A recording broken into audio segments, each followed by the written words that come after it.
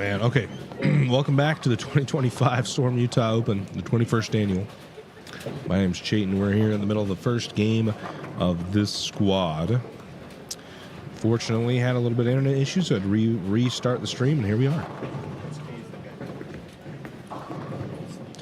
Tough break.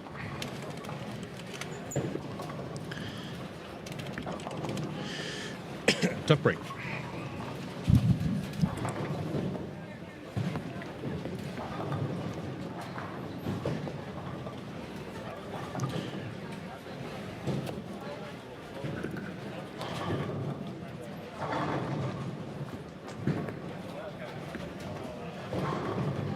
Yeah, we're here.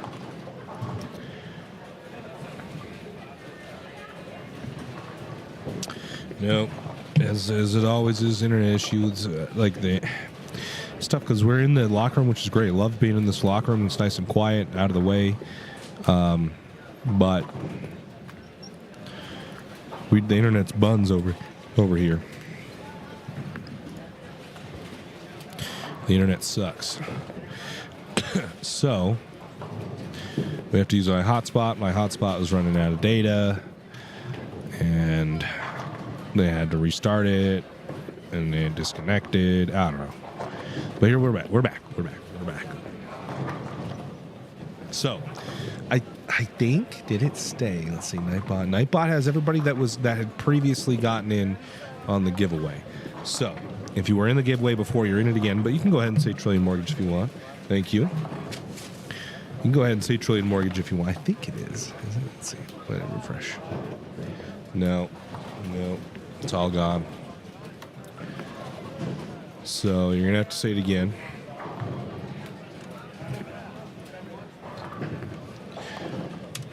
Type Trillion Mortgage into the chat and get entered into this giveaway. Huh? I have no idea.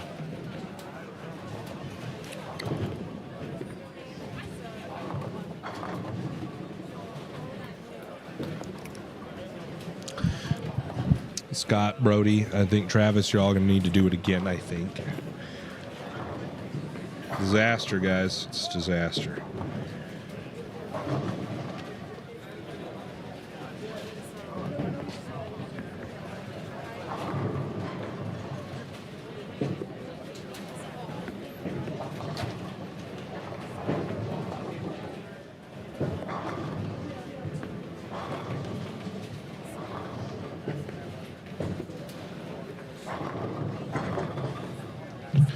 Okay, let's see. We got, Travis, Brad Fawcett, and Bowler Dan are all entered into the giveaway right now. Well, we were going to do it at the end of this game, but I think now we're just going to wait.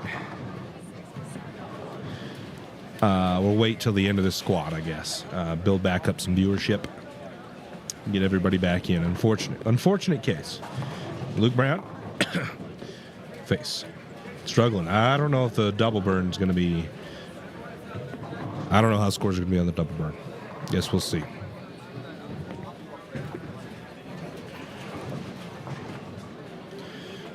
Time will tell.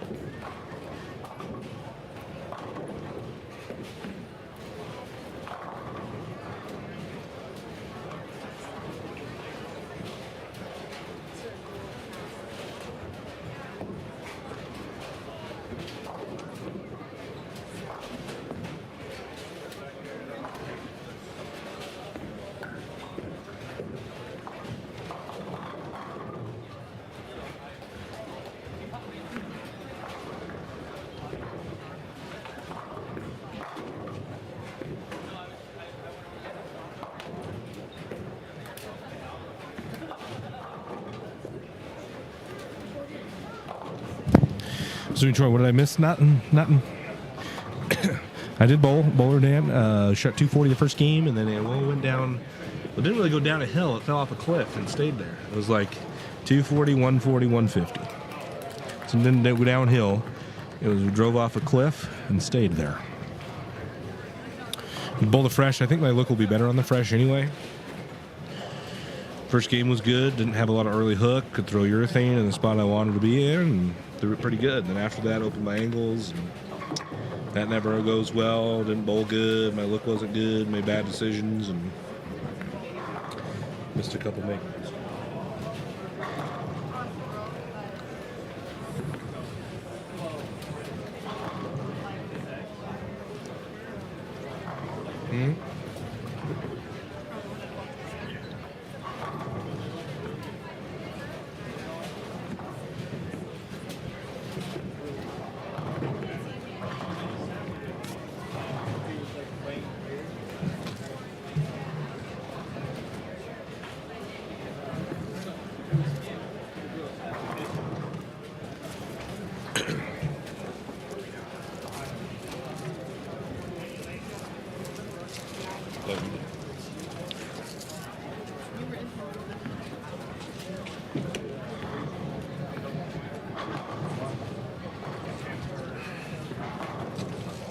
Nicole, how much was this?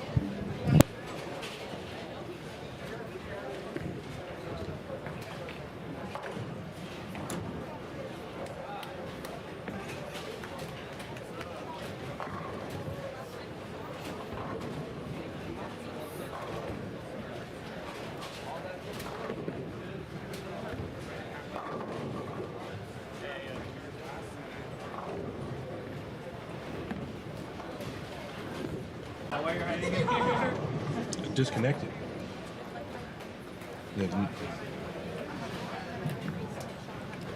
We're back. Oh, we're back.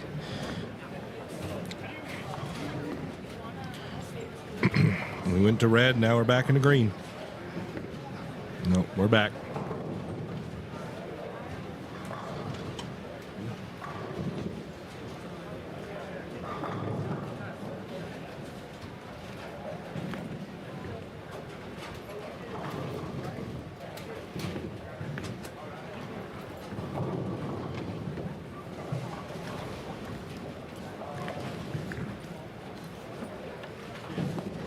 Did I see the 4-7-10 conversion on lane 22 at the end of game 1? I did not. Who was it?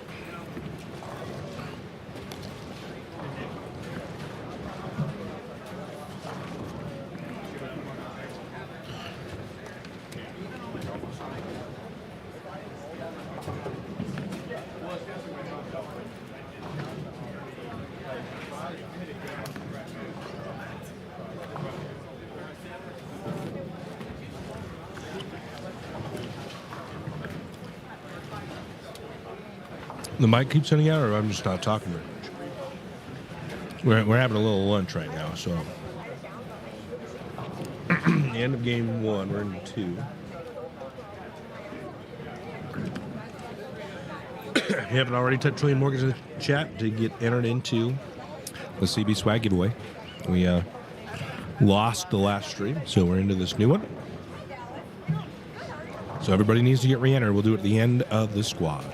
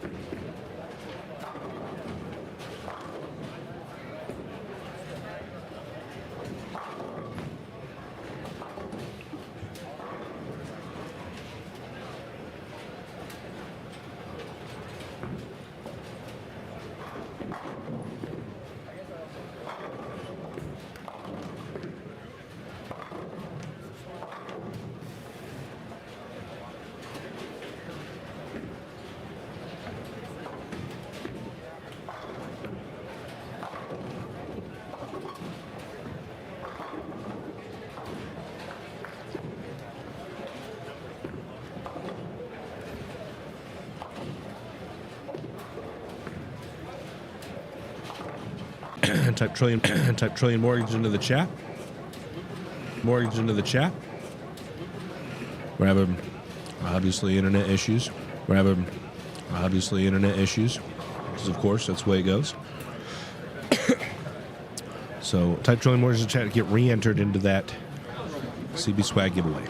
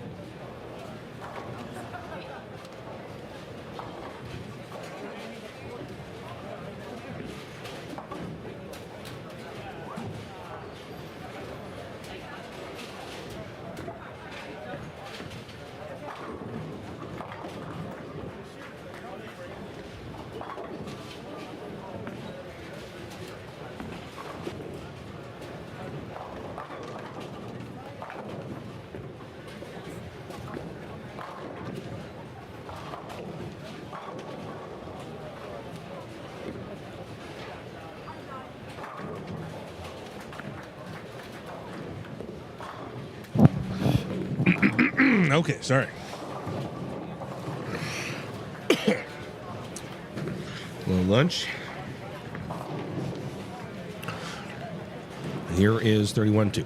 Or 29 through 31. 29 through 32. If you're new, you're coming back from the stream that died on us earlier, go ahead and type in Trillion Mortgage to get entered back into the giveaway. It all got erased. We'll draw it at the end of this squad. We're halfway through the second game here. Excuse me.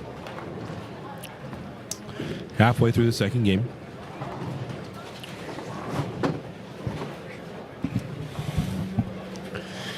So, who, Laney Harper? Is there someone specific you're looking on this pair?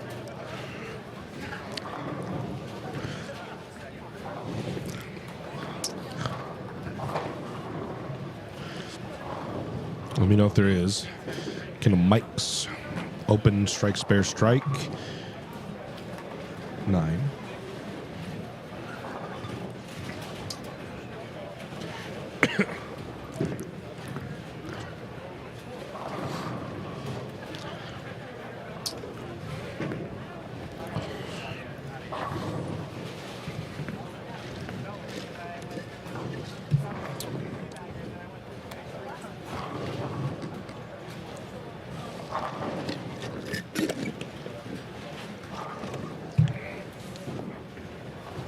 I was ahead of you.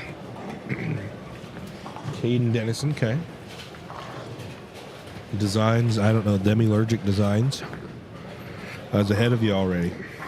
Well, look out for Caden Dennison.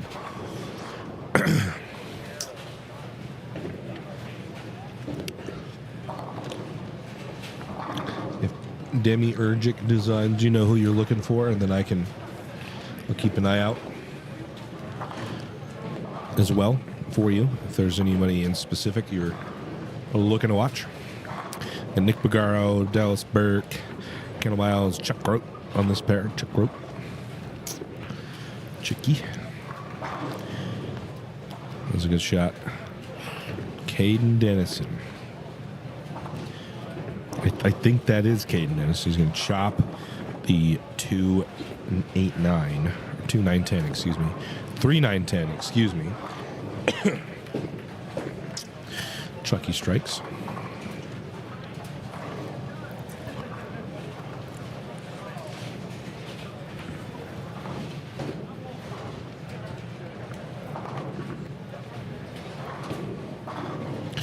Cody Sturmer trips the 9 pin on a high shot that Split was looking him right in the face.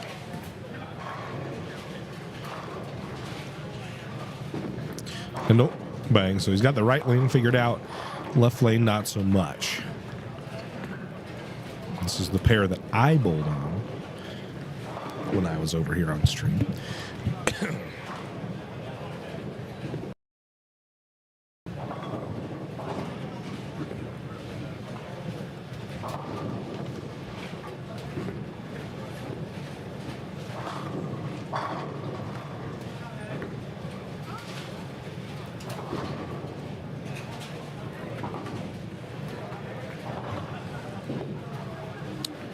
See Nico Knoll. Bang, got it. Said a messenger didn't need it, but they did need some help on this 10 pin that did eventually fall. Some pitches that right, wants to hook, it gets back, but not enough. That's a 2-4-10.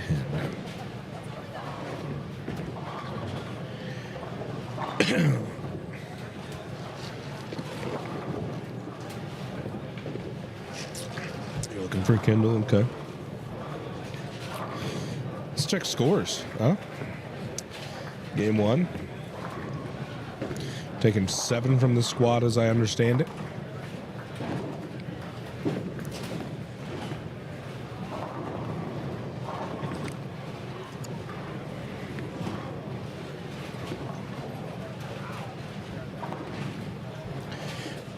Nick Bagaro leads.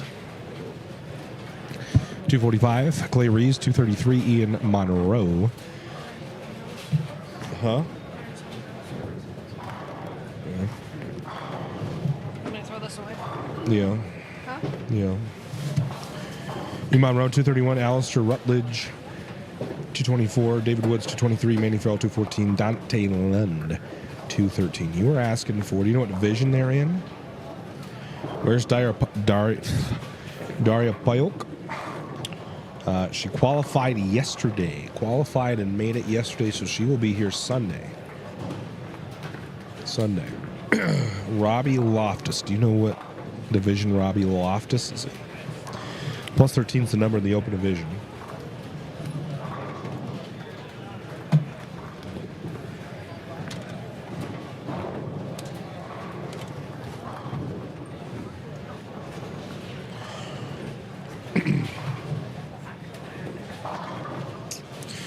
In the under division,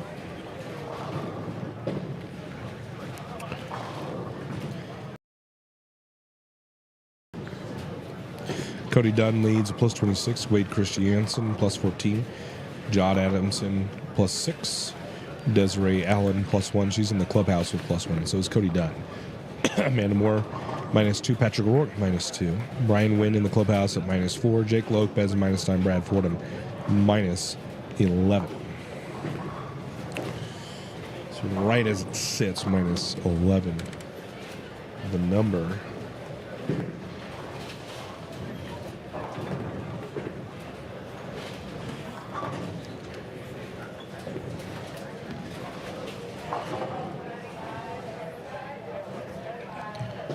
I mean, we are just having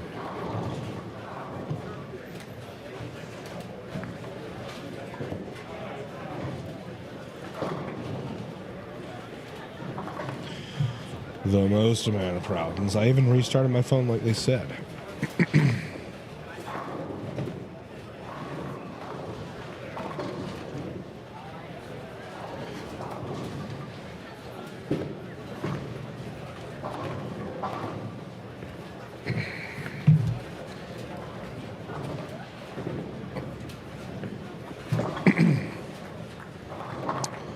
Is it okay? We have minus 11. Okay, and then the senior women, they're taking 9 right now in the under division, and the senior women, they've got 6 going.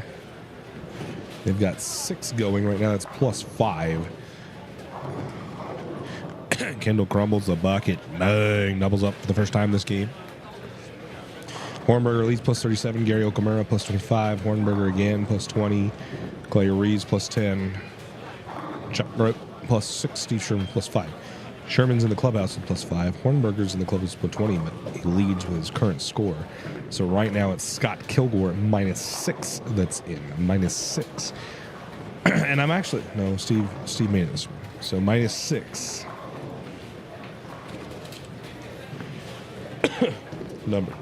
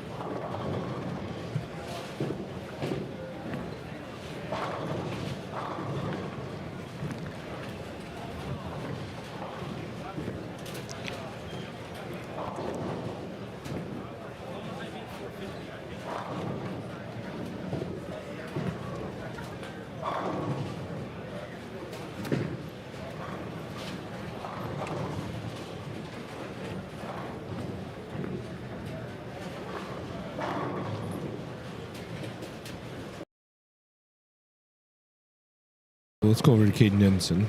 He's going to go before Kendall. Kendall a bit more deliberate and balked. So a good decision by my part. Caden Dennison. So that's the first strike that I've seen from him.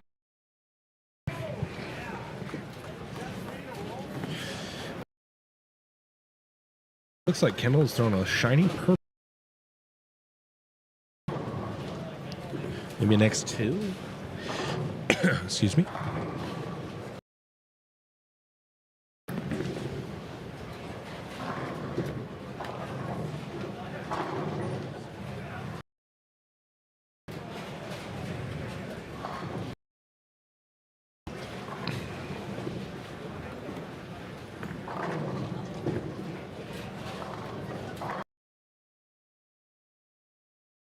Got the 7 out. 10 stands and fights. Really have liked to, I'm sure, keep that string alive. Currently in the number, I don't think.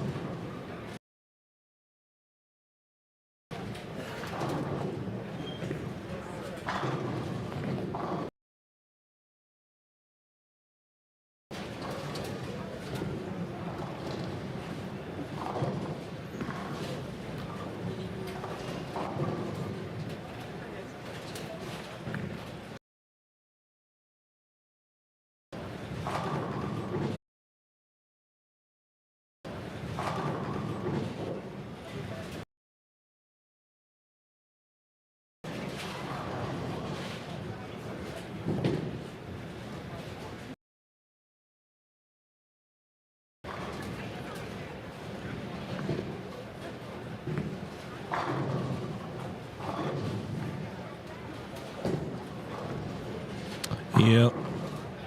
This is bad.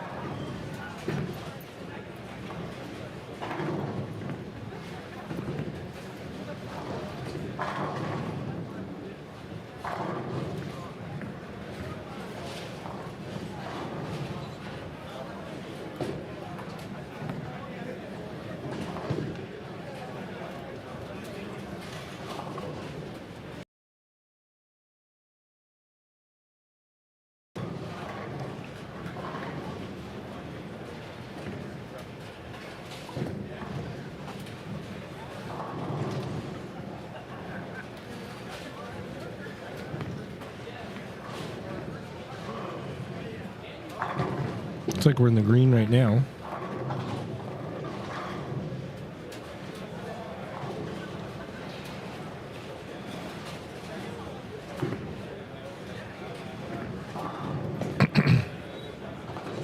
Looks like we're in the green. Okay. I think we're back. Chucky. Face, big 4. Ouch. And he went spare strike spare. 1, 2, 3, 4, 5 bagger. 8 spare, and now 6 on that spare, and gonna leave it open here. Tough break. Okay, I think we're green again, guys. We're green. Good. We were. The end of game 2 here. Game 3 going to come up here shortly. And then at the end of game 3, we'll do our drawing. The Trillion Mortgage drawing.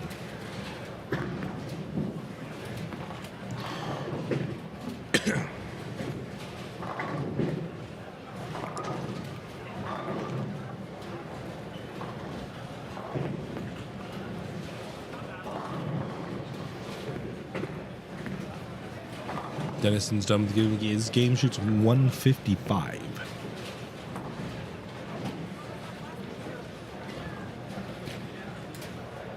$155.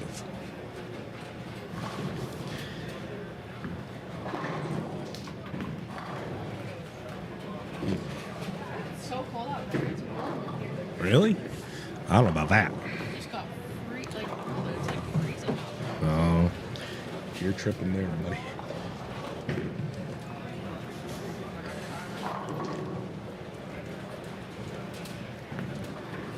Look how cute. Who's that? Riley's little sister. Think Bagara, bang, got it. Brad Fawcett's in. A lot of you guys are in.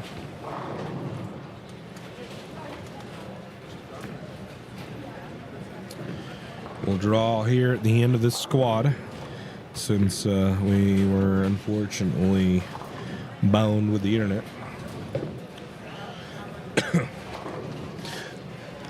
Scott Kilgore having a rough game. A couple good games on this pair, but Scott's is not one of them. He goes spare, strike, open, spare, spare, spare, open, open, and that's splitting the 8-9. So that was a good shot.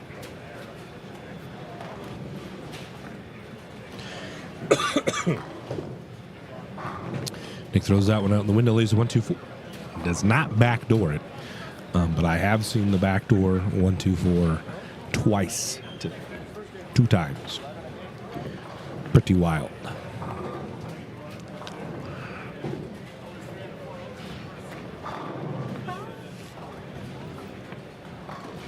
Who's that? Oh.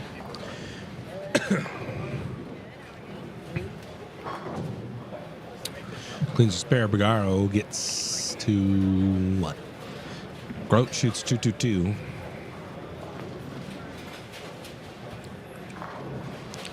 Bagaro gets to 214 after an open in the 9th frame. Dallas face 6-pin what? Well, Like all of a sudden, this is my lost moments.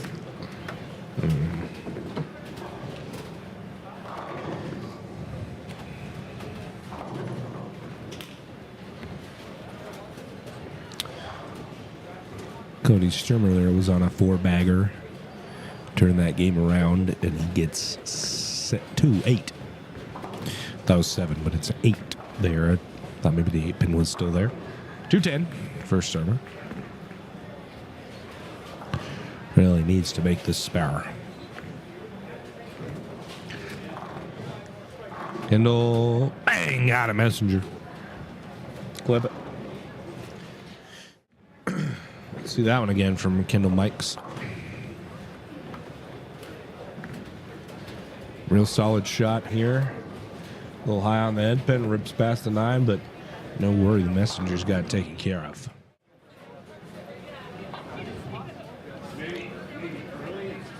Big shot there to double off that strike in the 9th frame. I'm sure he'd like to have that 9 spare back in the 8th. Be a much bigger game. Kendall not yet qualified for the finals. Kendall shot 162 the first game. 162.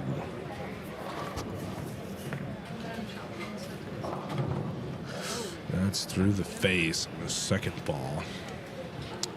Gets 6. He's got 200 right now. Get to 204 with a spare.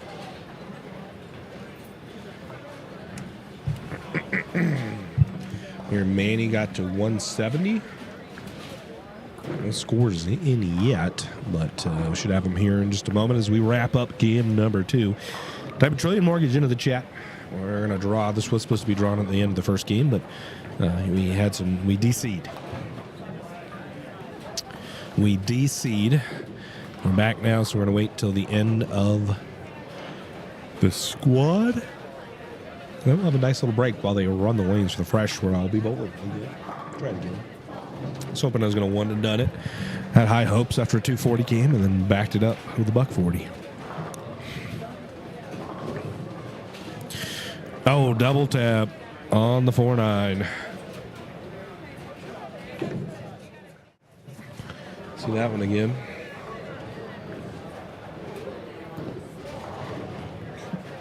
Bloop. Lucky duck.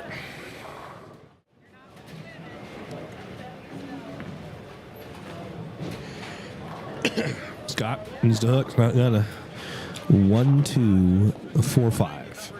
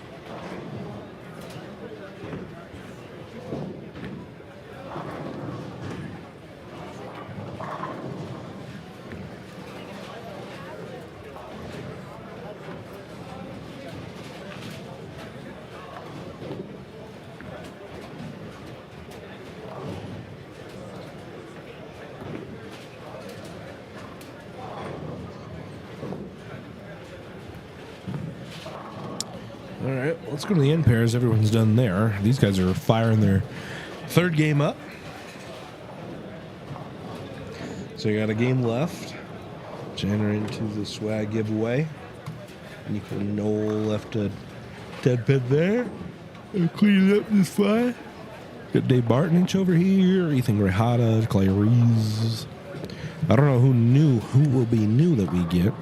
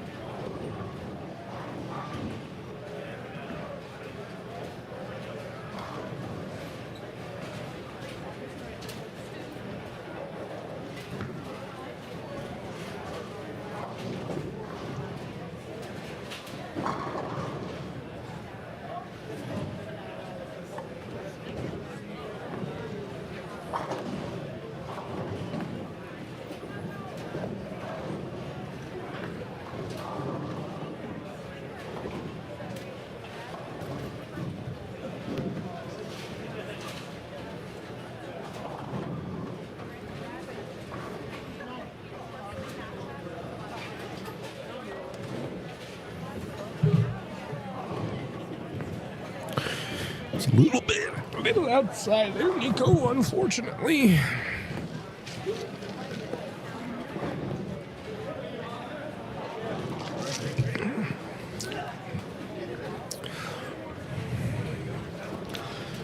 Martinich looks like a good ball. Doesn't quite make it back.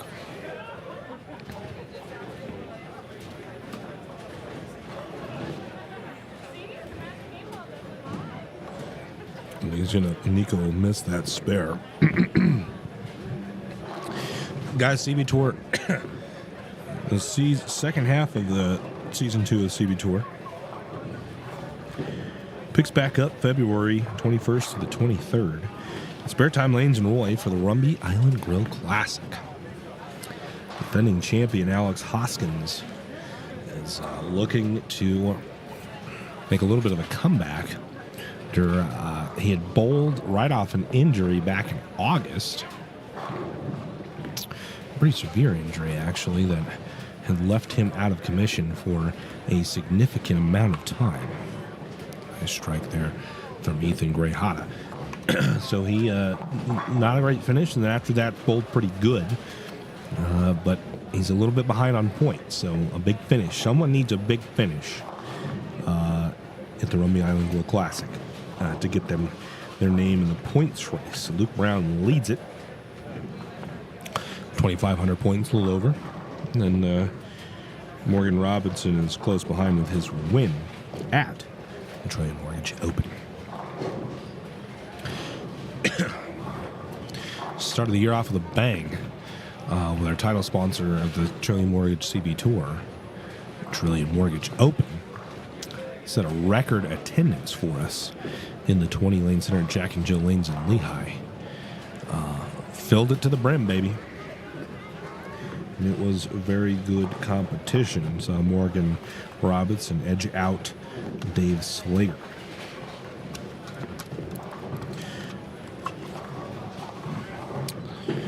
So then once we have the Rumby Island Grill Classic in the books, we move to the Tour Championship. Tour Championship last year was won by Kendall Miles in Reno, Nevada. And this year it will take place at Westie's Garden Lanes in Boise, Idaho. So we're excited about that. Our first event in Idaho. A lot of our bowlers are from that area, so we're really excited about getting a CB Tour tournament in a really nice center in Boise, Idaho. Great tournament center. I'll tell you what, the layout of Westie's. Prime time, especially for tournaments. So we're going to have that event, Westie's Garden Lanes Tour Championship, and points champion will be crowned to join Kendall Miles. Don't think Kendall's going to repeat. Got really busy with work. Missed 2 of the events after the first one, so I think he's out on the points, but we have a heated battle between Luke Brown and Morgan Robinson. And then if someone else can get a really good finish, someone else can get a solid finish, I think you're going to see a third member enter the points race. We saw this last year. Kyle Morrison and Dallas Leong had outside chances of making it. Winning the points, they would need bad finishes from Alex and Kendall to win, essentially. Those things didn't happen. Kendall ended up winning the event in a better than possibly could have been scripted end. So following that up is going to be, I would say, impossible. I don't think we'll have a better finish than we did last year, especially having Darren Tang at the event bowling for a title.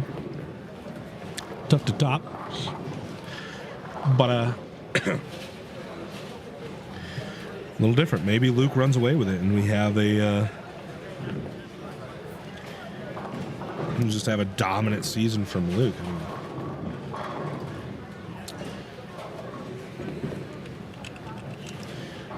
Luke has averaged. Where's Luke Brown? Luke Brown averaging 210 on the tour. It's top 30 in average this season. But really is shining is that average finish.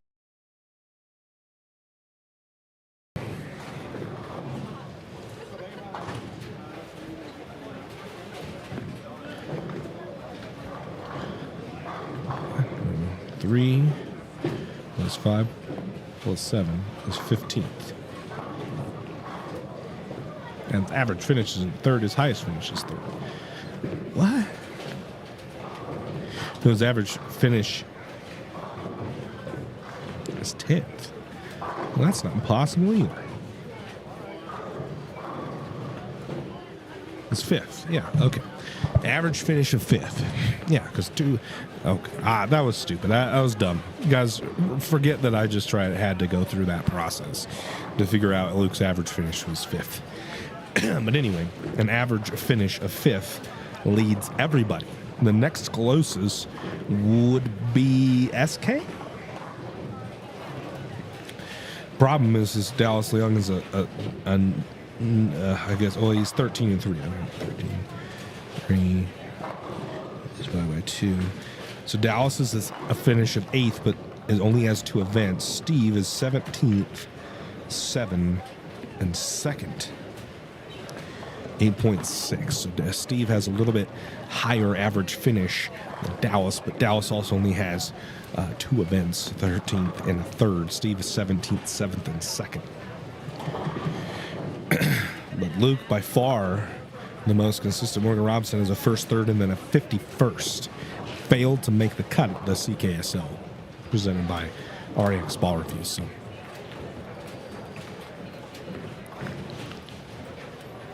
I mean, Luke has dominated. He's just missing a win. Just missing a win on the CB Tour, which could come next week. That bowling center, he finished 5th at the OutofBowl.com CB Masters. So he's bowled well there before. He's bowled well at spare time. And add a win to his resume for this season. And then I think Luke is a lock for the Queen's champion. Less than 200 points separate him and Morgan Robinson.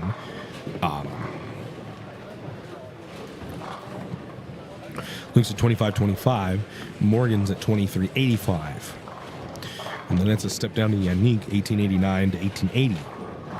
And then it's another fairly large step to Dallas on 1475. Gio 1425. Chase Nino 1405. Alex 1360. Cameron Henning 1350. Clay Reese 1280. So tighter gapping. You have to go down to find the same gap between a 3rd and 4th, or excuse me, 4th and 5th. To find that same gap, you have to go from 5th to 12th, and that's Kyle Morrison.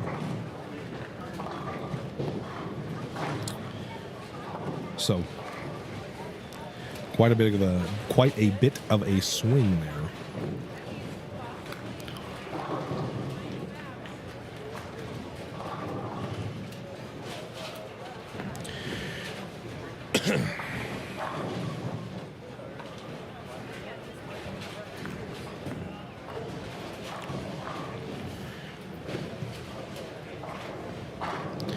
Luke Brown holds the 2-game scoring record and also owns 2 300 games. We have 2 of them. We have 3 300 games. One from Dallas Leong at the 2023 Tour Championship. And then Luke at the TMO, the Trillium Mortgage Open, and the How to Bowl CB Masters shot 300. Now, Dallas Leong almost became the 4th 300, so we have 4 300s between 2 bowlers. But boned an 8-pin for $299 in Vegas. We almost had 1 at each event. But Luke, after that 300, put front 8 together, I think. 578. Luke put together in 2 games. Big numbers. Big numbers.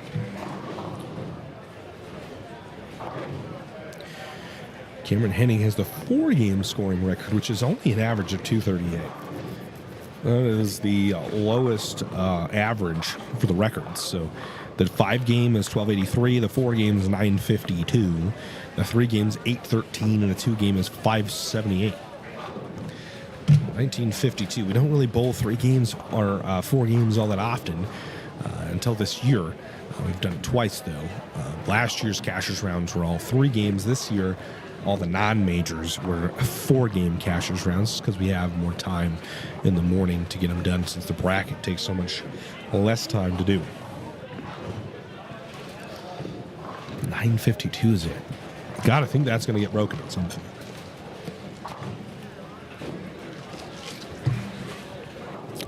Cameron set that at the Trillium Mortgage Open to be the overall leader after qualifying in Cashers round. Got a one-round bye, and then I believe was eliminated in his first round. The second round of the bracket, his first round. It was about 50-50 on first round buys, so everybody top 8 winning. Only 4 of the top 8 of the Trillium Mortgage Open advanced in their matches. So you kind of just guarantee yourself some money. So I don't know if it's necessarily a competitive advantage if you're trying to win the tournament. You just guarantee yourself that you'll make it through one round.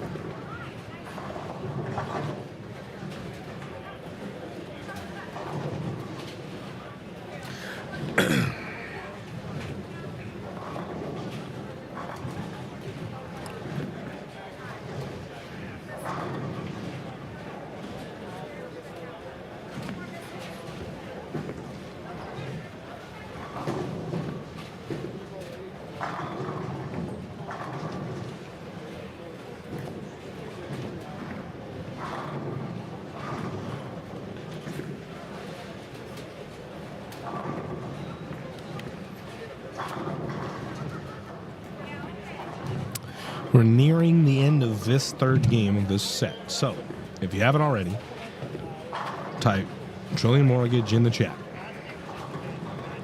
You only have a few frames left to do it. If you have not already, Trillium Mortgage in the chat. We'll draw it after the last ball is thrown on stream.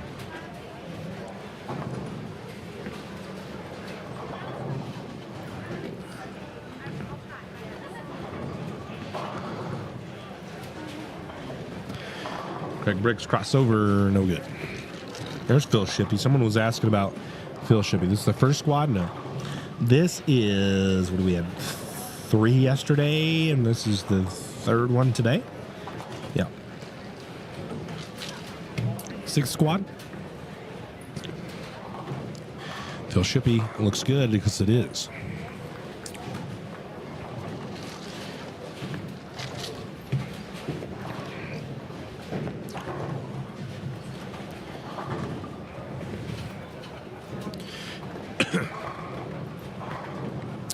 Good shot there from Kevin Christian. Mike Jazz now, what's up, buddy? Hope all is well, my brother. Here's Wade Christiansen. I think we might have all game 2 scores in now. I was trying to fill some time there. We do have all of game 2 scores. Alistair Rutledge as Wade 4-9s there. Tough break. Alistair Rutledge leads plus 72, followed by David Woods plus 44, Jaden Miller plus 19, Jacob Dobkins plus 9, Kerry Schinkel plus 6, Keegan Hirsch minus 3, and Dante Lund minus 6. Dave Martinez Jr. is minus 10, Manny Farrell's minus 11, and Dayton Willoughby rounds out your top 10 minus 15. So minus 6. Minus 6 cut drops quite a bit, -6. In the open division, we go to the under division today. It's a per day cut. We're taking now 9. A few of the bowlers already in the clubhouse. Dale, what's up, buddy? Good, how are you? Wade leads this squad in the under division. He's +12. It's Cody Dunn, Wade at +12, then 3 people already in. And then Jake Lopez from the squad at -16, Amanda Moore at -23, and Brad Fordham at -33. The cut's -42, and that's Crew Richter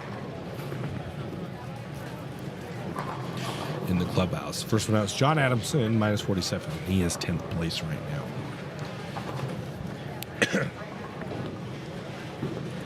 So the under -42. If we go to the senior women then for today, again, that's a daily cut.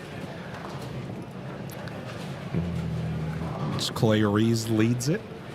Clay Reeves from this squad, then Chuck Road at +28. So Clay Reeves +36, Chuck Grote +28, Sean Hornberger +28. That's all from this squad. Then you have Gary Okamura +25 in the clubhouse with it. And then you have Sean and Clay again. That is their previous squads. So right now, what they're bowling is better than that. As we drop down to Steve Sherman +5, and now Marsha Klemkin -7. The number in the senior women, -7 is the number. Man, it's cold in here. Timothy McGreever says, good morning. 2:41, my boy. Where you at that it's morning?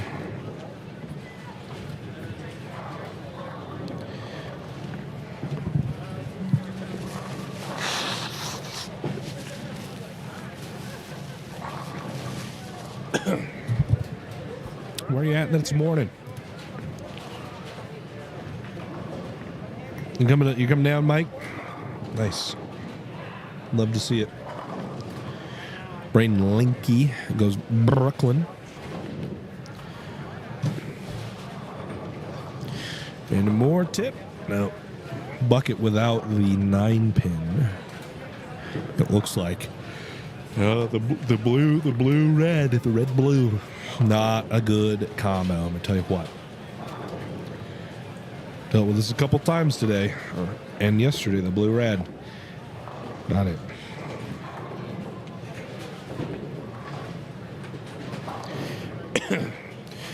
I got 6.5 hours of sleep last night. My Fitbit says that's a score of 77. Not bad. We'll take it. Trillion Morgan, this is your last Oregon. Shit, it's 140 in Oregon. It's your last chance to get into the giveaway. We only got a few frames left. Trillion Mortgage in the chat will give you some swag. Gotta be present to win. Happy Saturday to you all. Question is, do you think all bowling centers do string pins? I hope not. I hope not.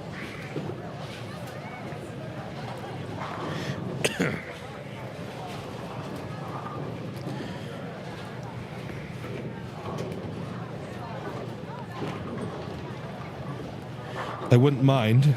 Here's what I'll tell you what I wouldn't mind.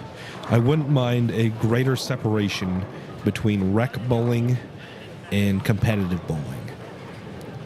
Like there is separation between top golf and regular golf. Like going to a golf course and top golf. There's clear separation on those two things. And I don't necessarily mind that. But a lot of people say, if you follow golf on social media at all, the top golf's the bowling of golf. I don't love that. I don't think that's a good perception that non-bowlers have, that bowling is just top golf. This right here is top golf to them. So I don't love that, and I think maybe strings could help separate those things. You have FECs. They have string pins, and then the lights and the little lasers and the graphic, whatever, one of the projections on the lanes. That's rec bowl. And I don't necessarily mind a good separation between those things. I think it helps golf.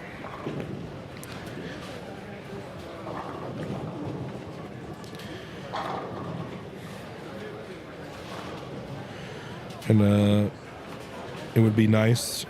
I just feel like, I'm not saying this is like a purposeful strategy, but if it came down to it, you have your rec centers or family entertainment centers. They have string pins. You go to a real bowling center, and it's not string.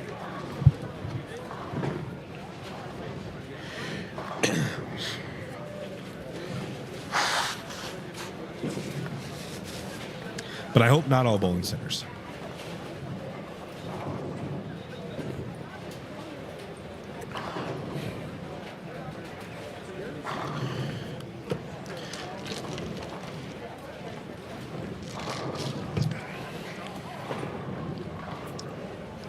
Wade, mixer, roll a 2-pin. No.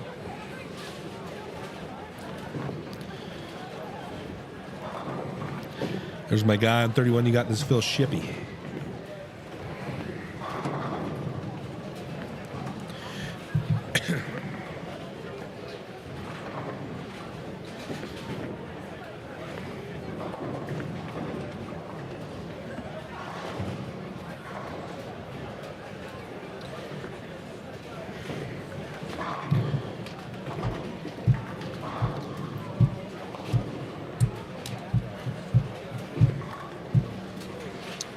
I think one thing is that I've noticed, bowling, I would say bowling 3 games is kind of the equivalent.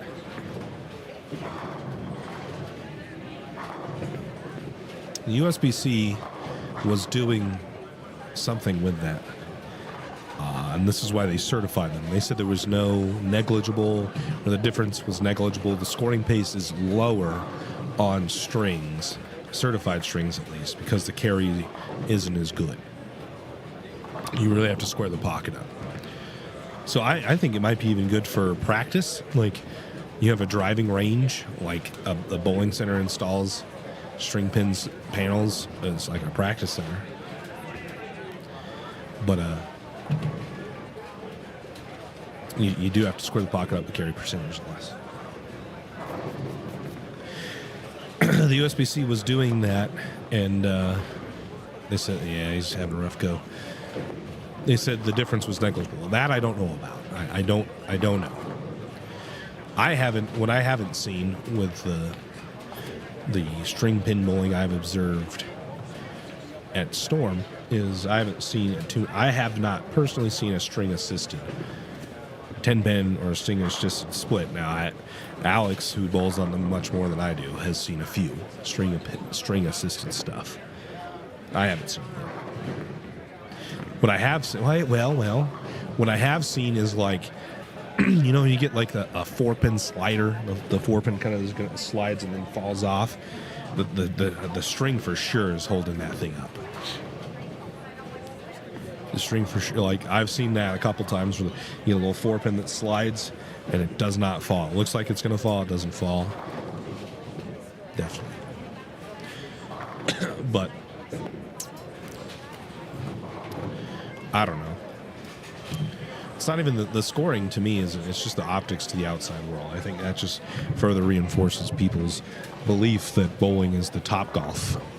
It's not golf. It's top golf. It's just to mess around with.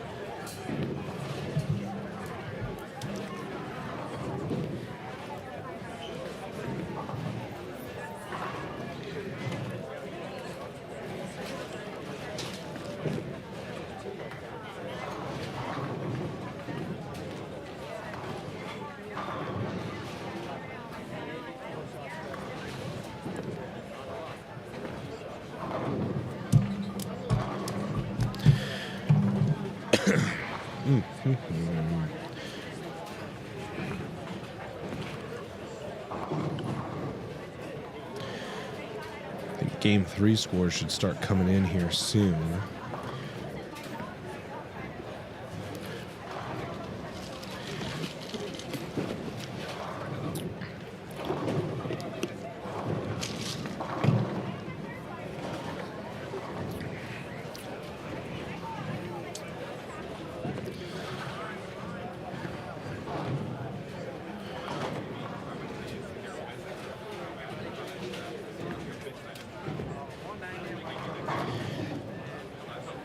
Is there? I believe the USBC now. What's funny to me is the things that we choose to believe the USBC says and the things we choose to not believe the USBC says. It's a little funny to me. But if you believe what the USBC says on the subject, I think they have a report written on the study they did. Is Phil Shippey trips a six pin. It was a really good shot.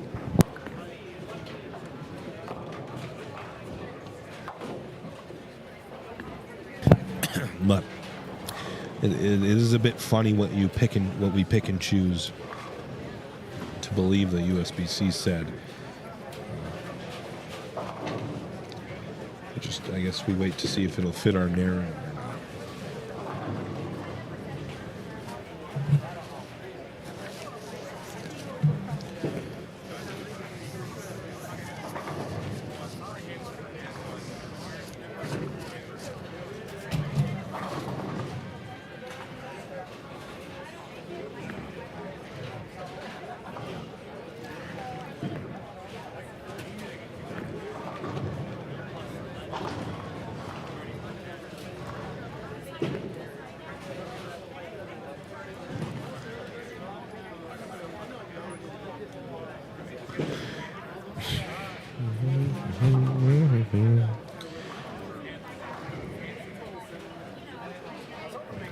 I'm gonna go grab this thing and throw it on the charger.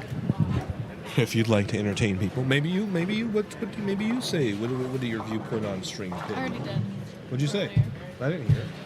I know, because you were bowling. What'd you say?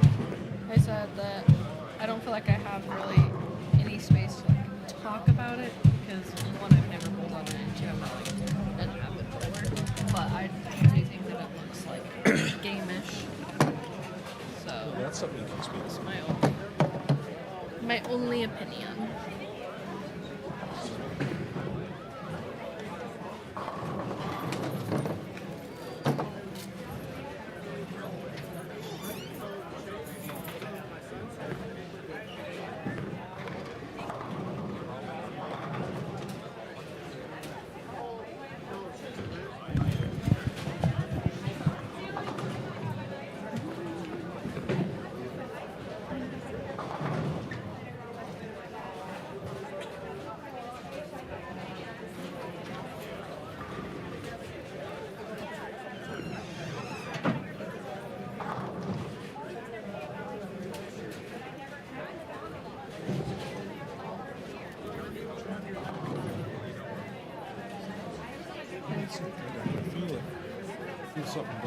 I'm not sitting.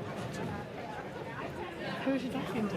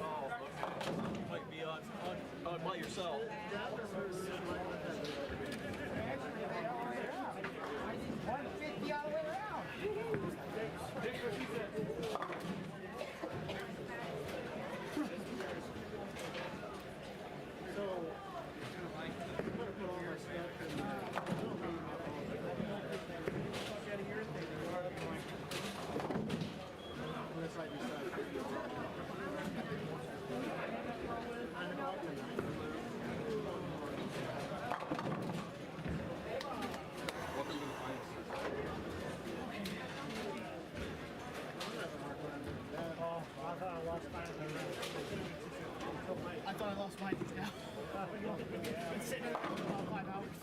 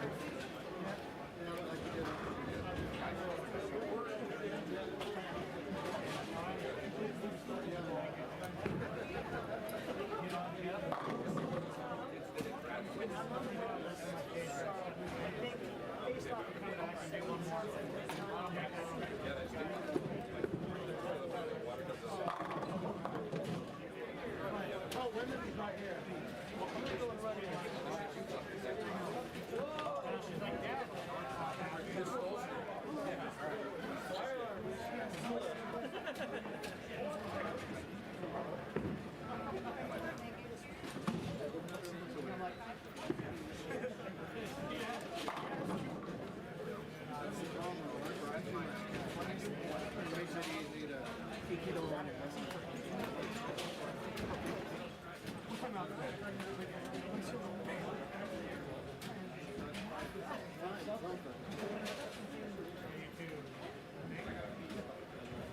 Yeah, I was really shocked with Geo yesterday. That's enough. So, Geo, so as I said, are you going to bowl again? He said, "Not from the start." He did, I guess. But she qualified. She did on her second. That made me feel, and Morgan's,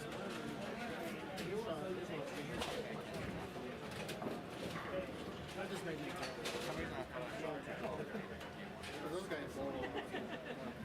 Yeah, I want to go do some 50. Because you know, a lot of greens. Yeah, they tried to get in there. I told you already signed up. You doing national fishing that night? We're going. So we all.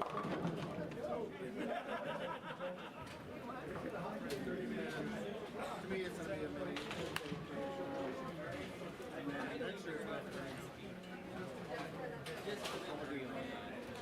I wish they'd just do it either centrally located or do it in Vegas all the time. She told me they're going to do it in North Carolina.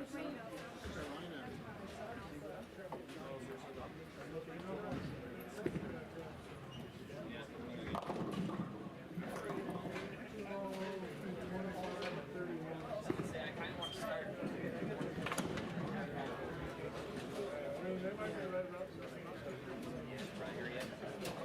Worst case scenario, just stand there and wait until somebody. Yeah.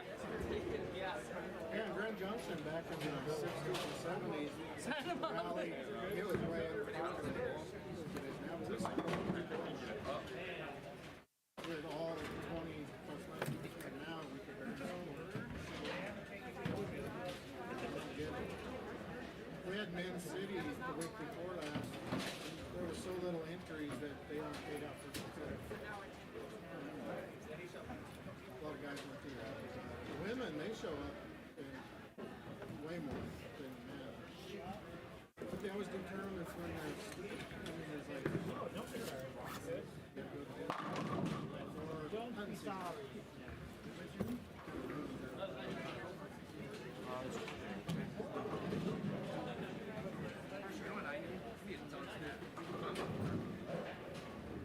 Yeah, I wish they put a brand new house vertical. We did have one, and it was a fun center, but then they turned it into we bowled a men's city there. And everybody bitched. Well, I don't know how it got certified, but the lanes, when they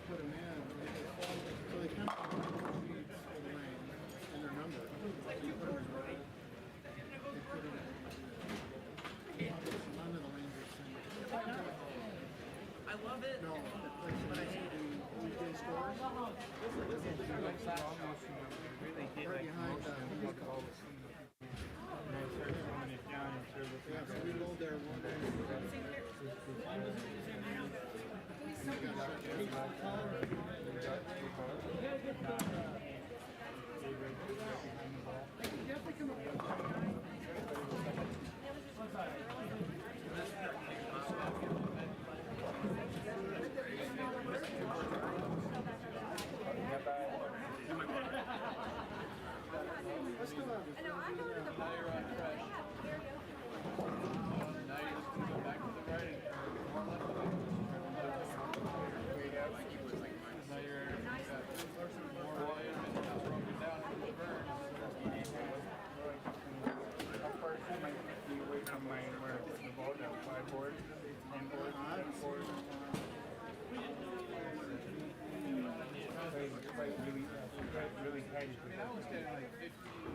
Yeah, there's a big scratch tournament they have in Greeley every year. I don't remember what it's called, but it's like $300 What bowl is that?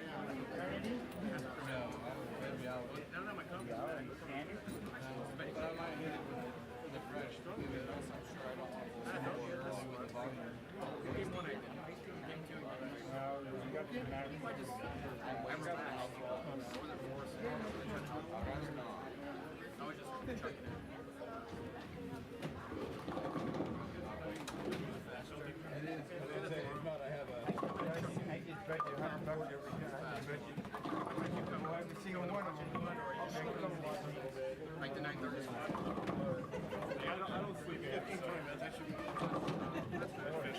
What you do is you get on a non-sanctioned league,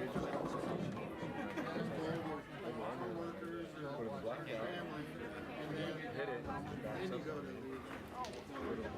So my sister, Still a little smoother. it's a non-sanctioned twice a week. Even if I get it to the hole, it's In the blackberry, and that's what I told you guys. What I was worried about. I was like, it's okay to during 10 days, but I'm like, I just want to throw a double there, or give me one, give me a break. Yeah, what, one, two of those guys? I have one serious league. Yeah, I'd probably do that 4-6. And I'm not trying to do that one a little bad, but that was the same thing. I checked up on me. Didn't. So I must have just either hit it too much or I just didn't spot where it's going to check. It's just frustrating. So I don't feel like I'm throwing it horrible. Yeah, I'm going to do shots in front of him.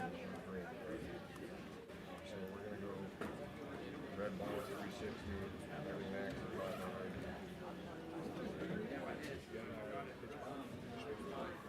So I'm going to have the lemon. I don't think the red one won't be too bad because I don't think it's going to be too much. Yeah, I'm not worried about that. It's probably just that transition. I think it might be too good. But, yeah. You want to get into it? What time? I haven't seen fresh yet, so who knows? You could do 360 top.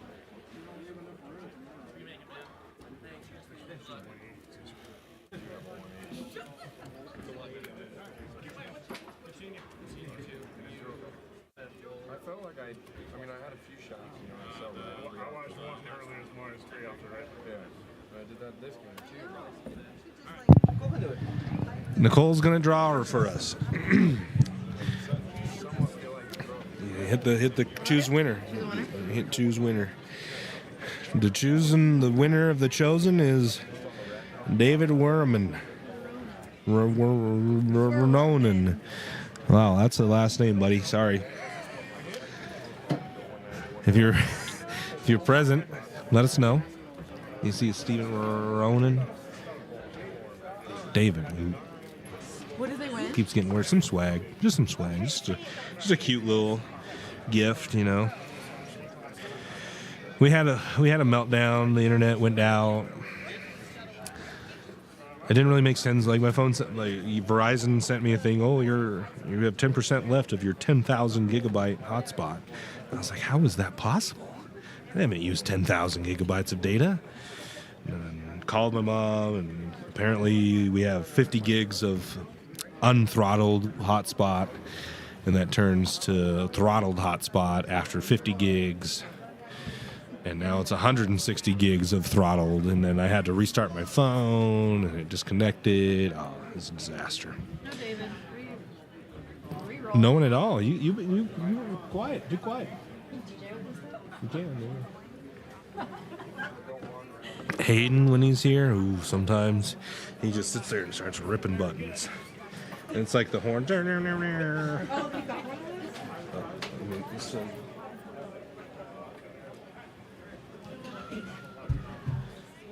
And just played it into the. That's so cool. And then this output right here.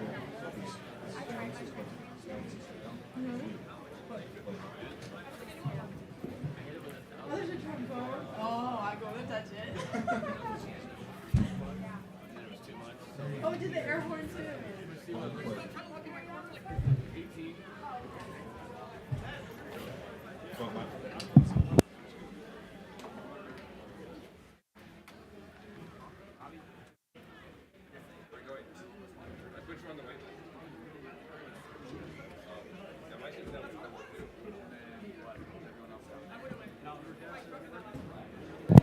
Oh, Travis said next. I don't know if I want to listen to Travis. He's a rage baiter. He rage baits me. He rage baits. He does. Reroll. Derek Green. Derek Green. Are you in the chat? He always like this stream if you think string pins are the future. What? Yeah, he's rage baiting. He's a regular. I'll give Travis that. He's always in the chat. He's always watching. Oh, there's David. Boo. Now we got to give out 2 swags. Costing me money. Next. Huh? Oh, people. Some guy was telling me, so like yesterday the mouse cursor was on the stream. Some guys in the chat was like, you got to move the mouse cursor. But I had moved it like an hour before. So I replied, the chat stays up to date always. So I was like, I think you're behind, Dale. I saw the cursor this morning. Yeah. David's here. All right. Well, send us an email. Send us an email with your information. What do we? Info at championship-bowling.com. If you type in ! email, you can just copy and paste it.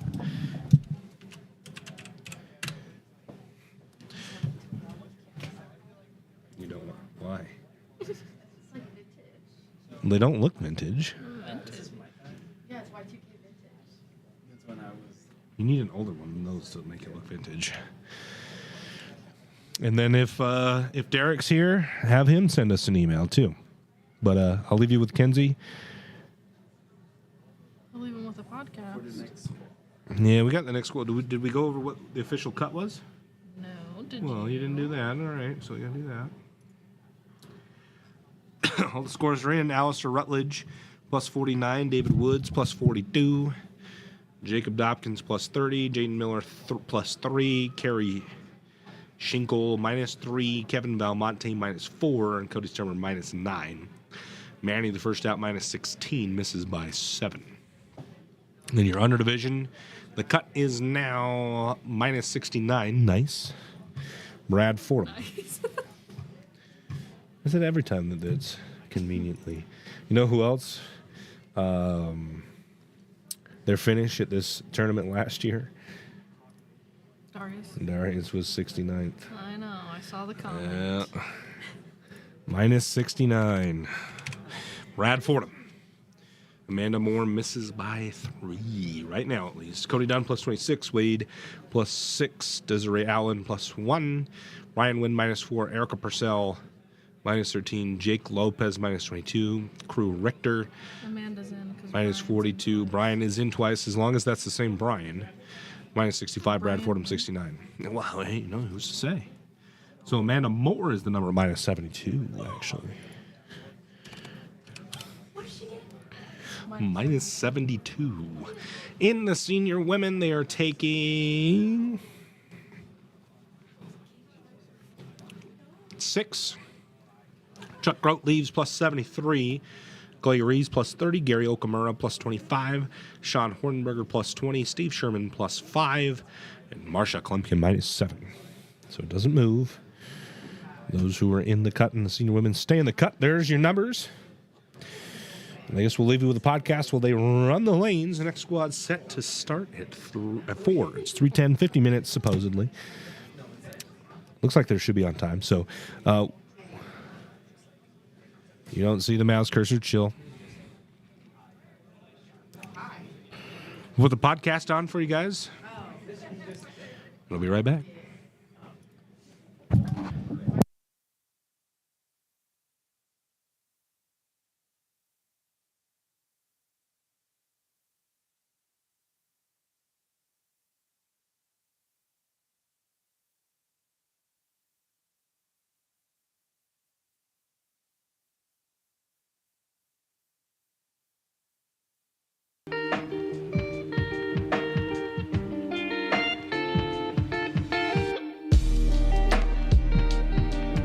Hey, everybody, welcome back to the Striking Kicks podcast. My name is Chayton, and I am with Kenzie. And we're back for episode number 4, right? Number 4? Uh-huh. Yeah, we're back out into our kitchen / living room. We took our a break. living room. Yeah, our living room. Sorry. We changed of scenery last week. Now we're back out here. We brought Championship Chase along for the Daytona 500 week. So, Championship Chase, signed championship car. Had to bring him out for everybody to see. Kenzie said she wanted Judger, and it was vetoed. He'll be here next week, don't worry. Mm-mm. Yep. Mm-mm. Switching off. Nope. Team thing. You get a turn, I get a turn. Yeah, we'll see. We'll see. Maybe. We'll take a vote. My vote's worth 1.5. Excuse you. All right, so we've got a couple of things to talk about this weekend. Obviously, we have League Night, week number 6. Just took place Wednesday last week. Today's Tuesday that we're recording this. So tomorrow's League Night, week 7. Week 7 already. We're flying by this League Night. We're going to have to find some extra content. Maybe take you some practice. Maybe film my League Nights. Don't know how. I don't think people really want to see that. I think it'd be entertaining, but yes, we do need to do practice. Yeah, we need to practice. We got some mics, too, on the way. Got some nice microphones, some wireless mics. So big things popping, little things stopping here at old CB. But week 7, we drilled you a new ball. Another new ball. Yeah. Perks of knowing somebody. I do know a guy. Yeah. What ball did you get? The gem. Correct. And how is it different? So the two balls you have are very, very different. And for those at home who may not 100% understand the difference, do you know what the difference of those two balls are? Between the two I have now and then my new one? No. Or the two? Your Night Road and your gem. Oh, not my very first one? Not the 12-pounder. Okay. That ship sailed. You have told me that it's a stronger ball, so that when I throw it, it should, hopefully, if I throw it right, it should hook more, right? It should, yes. We're going to see about that. We bowl on a pretty cliffed house shot. For those of you who don't know 100% what that means, the house shots usually mean there's more oil in the middle than there is on the outside, which creates more margin of error. You can miss the ball right of target, and then there's less oil there, so the ball hooks more. And if you miss the ball left of target, there's more oil there, so it hooks less. And so you have a bigger area to hit to still hit the pocket. So, but ours is very cliff, so there's a lot more oil in the middle of the lane and nothing to the right. So, those situations can sometimes be even harder than if they were flat. So lots of stuff on oil patterns there. But the gem is asymmetrical, low RG, lots of differential, What does that mean? Well, it just basically means it starts hooking earlier and hooks more overall. Your night road has a higher RG, less differential and symmetrical, which that means it hooks later and less overall. Now, these things are dependent on a lot of different variables, which one will hook more or less, but in general, the gem should hook more, especially, you don't quite have the rev rate yet. We haven't worked on that part yet. We're just trying to be consistent so we know the direction the ball is going in. So now we want a ball that's going to want to change direction as quickly as possible to help you score it. Hopefully that makes you strike more. Fingers freaking crossed, because I think I have total of like 6 strikes. Yeah. League Night Week 2 dropped with Stu. Stu gave you a couple tips. We're struggling with those a little bit. You made the comment that you knew kind of what a good shot felt like, and the gap of week 3 and 4, a lot of that came with the saltiness of not knowing what a good shot felt like after you claimed to know what a good shot felt like.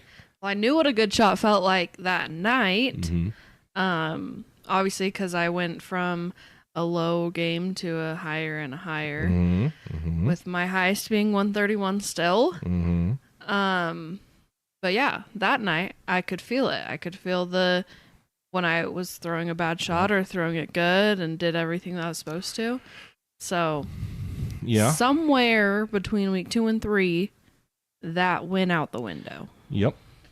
So I think we've kind of nailed it down to 2 big things. One that's not so big as you walk to the left. You drift left, and then you just keep going left in a straight line. So like straight to left. A lot of people kind of they drift a little left, but they kind of walk around it. So maybe they start, and their foot starts on 15. They drift out to, they stop on 18, but at some point their feet are like 20. So they're making kind of this walk around and then pointing to the direction they're wanting to throw the ball. You just stay dead straight walk to the left. And then the biggest issue, what I think, is the ball's late. The lateness in your timing is creating you to kind of pull down from the top of the swing, and that's where that big miss left comes from. And then when you don't pull down on the top of the swing and you're just straight late, the ball goes way right.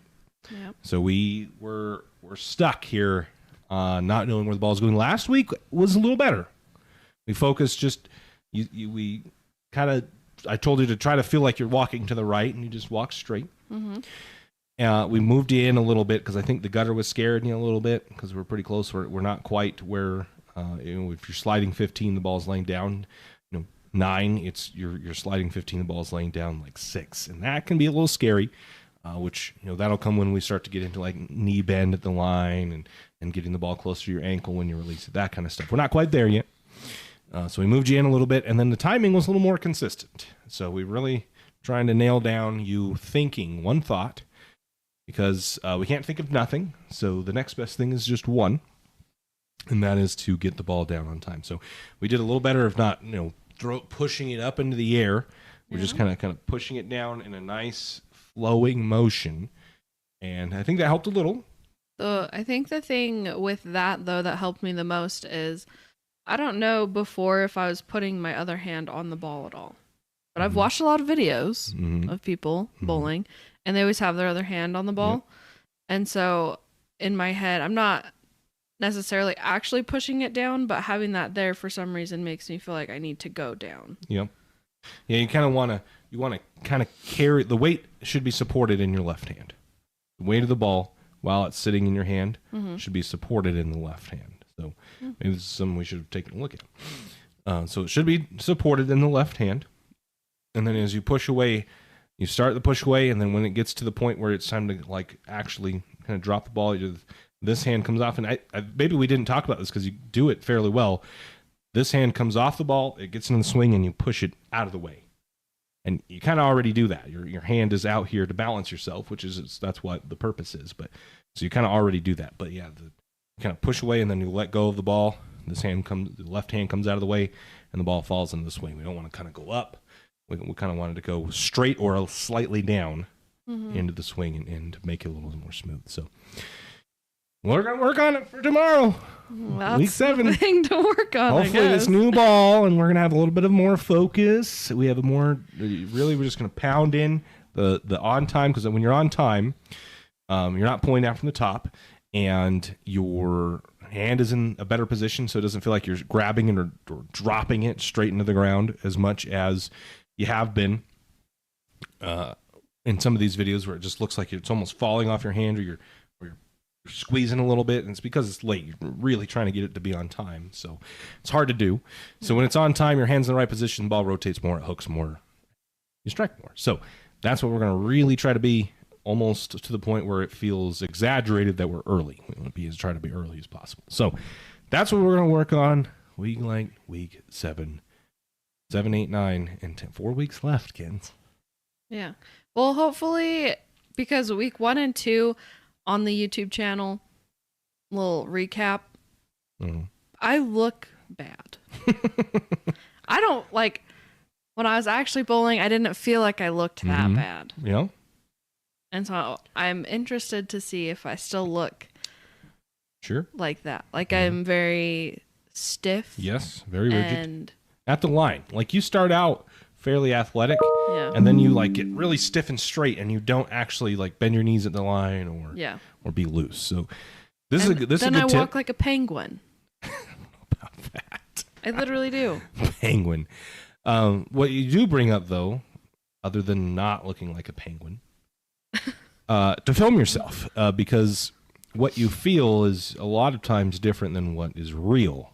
So filming yourself, just take your cell phone out and prop it up with your shoe or something and film a shot, go down the lane. And if you're working on something, try to exaggerate it so that, it's probably not going to feel great, but when you go and watch it on film, that it looks proper and correct. So, yeah. And it'll just help you, because it's hard to picture it. If you don't know what it looks like at all, and you're trying to just go solely off of feel, and whatever you're feeling you think is right, but it doesn't look right, you'll never know unless you see it. And the only way to see it is to watch video. And, I can tell you, 100 people in the world could tell you, but a lot of times most people won't be convinced till they actually see it. So, yeah, because I feel like I look pretty cool when I'm up there, to be honest. Cool. And then I watch that. It's so bad. It is so bad. You look good setting up. That's the thing. You look pretty athletic and good. And then, like, you take one step, push the ball up, your back starts to straighten out, your legs are dead straight, and then you just pop it in the ground. But I think I've gotten better Yeah. from week 1 and 2 watching those videos. I think I haven't watched the videos on those, but on the later weeks. But hopefully I don't look as bad as I did week 1 and 2. Oh, I think you look better. So moving on to the next section, Kens, what do we have on our plates next? Episode 4. Next to talk about is the PBA. PBA Springfield Open, yes. Yeah. If you didn't know, the PBA did have a show or a tournament last week. They have one going on right now. How did you feel about the show, Kens? Did not get to watch it. Oh, ew. So. Didn't get to watch it? Why didn't you get to watch it? Because I don't pay to watch. Yeah, we already pay 60, or it's more like, I think it's like $80 a month for YouTube TV and all the other streaming services we have. So, yeah, I don't know. I remembered Saturday, because I think they bowled Saturday. They're not going to compete against the Super Bowl. So, yeah, they bowled Saturday. And I was working on the computer on some cool things, very cool things. I was working on the computer, and I was like, man, the PBA, what time's the PBA on? So I went and searched on my YouTube TV account, FS1, FS2, Fox, the whole thing, nothing. So then I went to the PBA's website and had to dumpster dive through the PBA's website, where you can't really find anything, where web pages are broken and you click on links that go nowhere. And finally found that it was a Bowl TV only event. And in fact, we don't have a TV show that we'll be able to watch until the middle of March. That's the next time it's going to be on TV? The next time it will be on TV, yes. Or available to watch without an extra streaming fee. So, yeah. Glad I don't have that problem with the MLB. Right? Like, man, a lot of sports have some sort of extended coverage that they pay a fee for. Golf has this, tennis has this, a lot of other sports. NASCAR has this, Formula One. They all have something similar, but they don't completely close you out. It's the extended coverage for whatever it is. If you want to see in-car cameras, and I think even NASCAR's gone to free on this. I don't even know if they have it, but Formula One had something similar. Golf, if you want to watch the tournament, because they don't start like the golf tournaments during the weekdays till certain time later in the evening. So if you want to watch the morning rounds, you have to buy some sort of subscription. And I mean, it's golf for one. It's a much bigger sport, but they don't block you out of the main content. So I don't get why. If you want to make people pay for qualifying, fine. If you want to make them pay for match play, fine. But the fact that there's a separate streaming service paywall that you have to go through to see the title match, I don't know, man.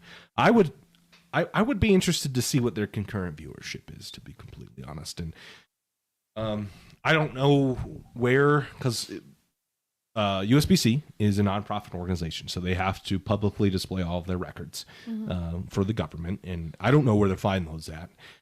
But Bowl, and I don't know how they probably hide Bowl TV's revenue somewhere.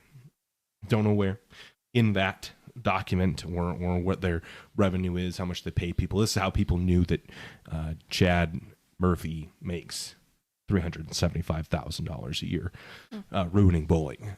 Pretty good gig, but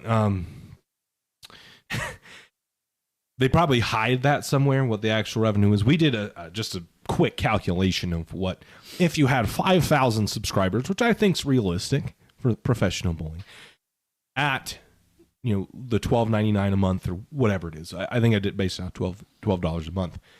It's $60,000 a month at 5,000 people. $60,000 a month. So that's $750,000 a year for 5,000 subscribers. Okay, 5,000 people, and that subscribers, and that's a lot of money, right? But in the grand scheme of things, Cletus McFarland's a part of or whatever. So anyway, it's not the NHRA. It's not the top level of the sport. 10,000 concurrent viewers on their YouTube stream. 10,000 concurrent viewers got exposed to some sort of amateur drag racing at one time. Do they have to pay for that? No. Or that was... Nope. It's free on YouTube. So that's a lot of money. I get it. Okay. And that could pay a lot of salaries and a lot of equipment, $250,000 a year. But I heard there was a lot of technical issues, things you can't necessarily control. A lot of layers to this, but it's just why are we also we have to have something that we can watch. The fact that the PBA, professional bowling, is only on for 20 weeks of the year or whatever it is, and we're going to be locked out for like the next 3 or 4 tournaments, not even be able to watch it. And I'm sorry, like I've seen some of the comments like, oh, if you really like the game, you'd pay for it. If you really like the game, you wouldn't make people pay. If you really wanted to support the growth of the game, you wouldn't make the fringe bowling fans pay, because they're not gonna, because they already spend $80 a month on YouTube TV, or probably more on DirecTV, and they probably have HBO Max, and they probably have Netflix and Disney Plus.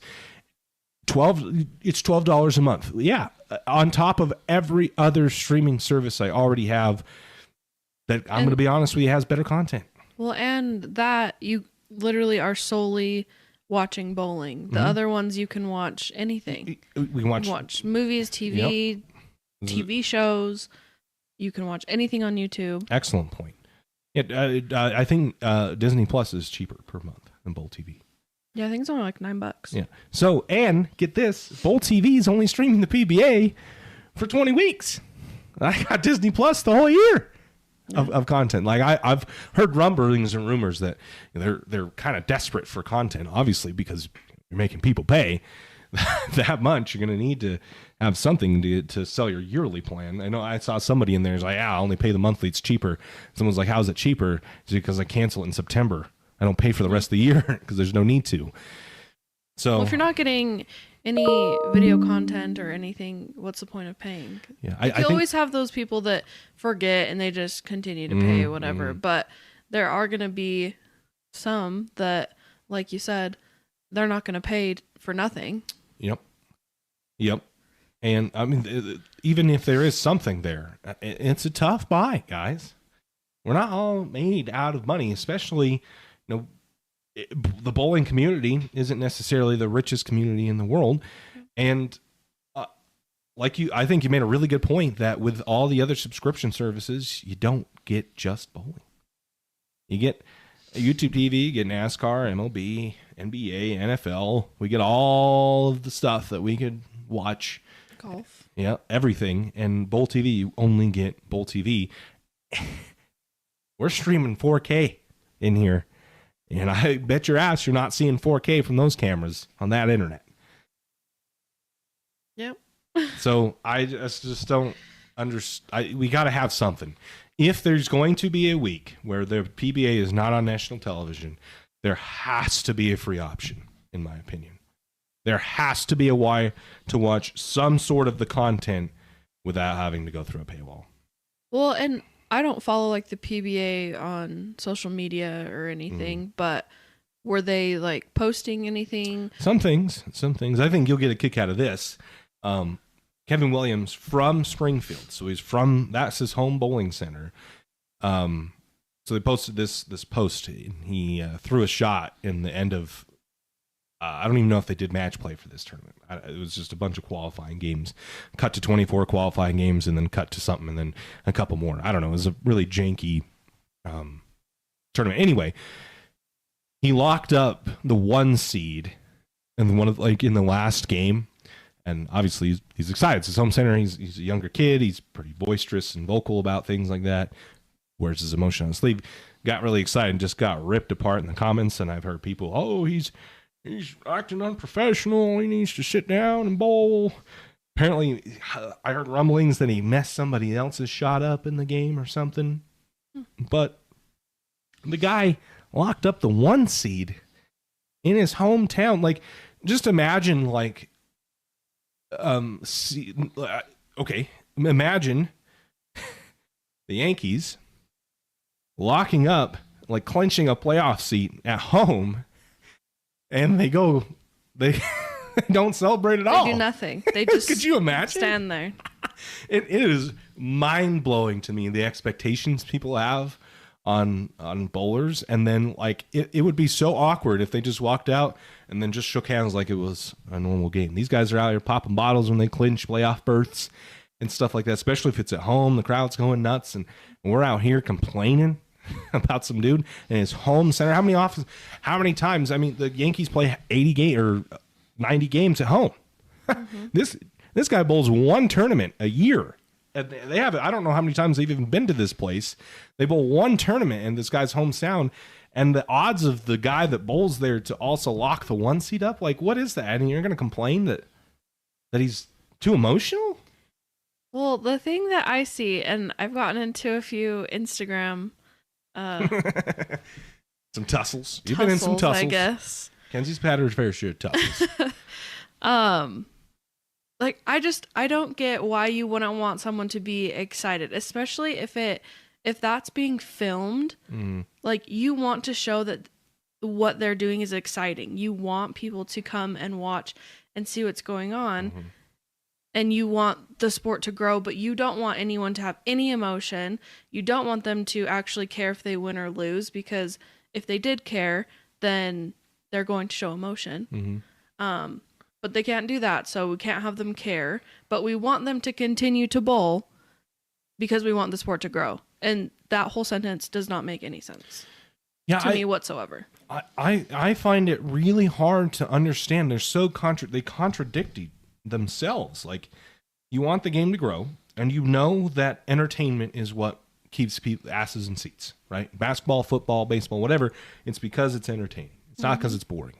So if you know that entertainment sells and is sexy, and you want the sport to grow, then it has to be entertaining and sexy. And it being quiet and silent when somebody wins is not entertaining, nor is it sexy.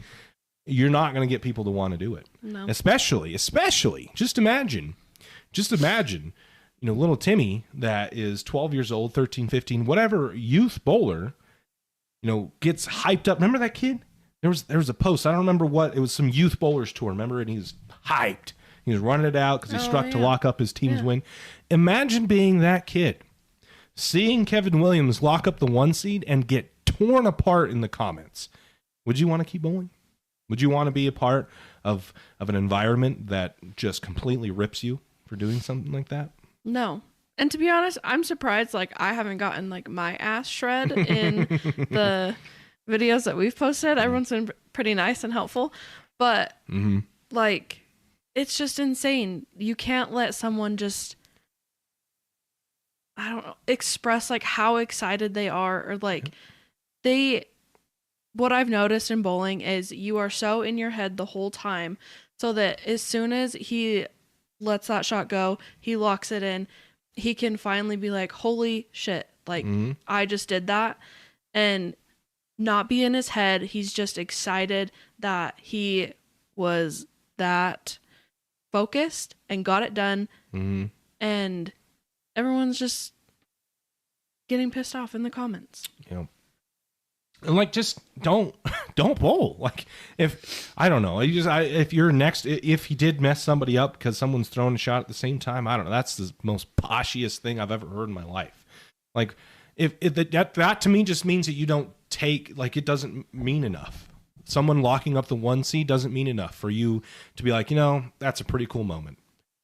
For you to be pissed off that somebody that you bowled at the same time that the guy bowling for the 1 seed locked it up and somehow messed you up, and you can't take yourself out of the situation and be like, that's actually a really cool moment.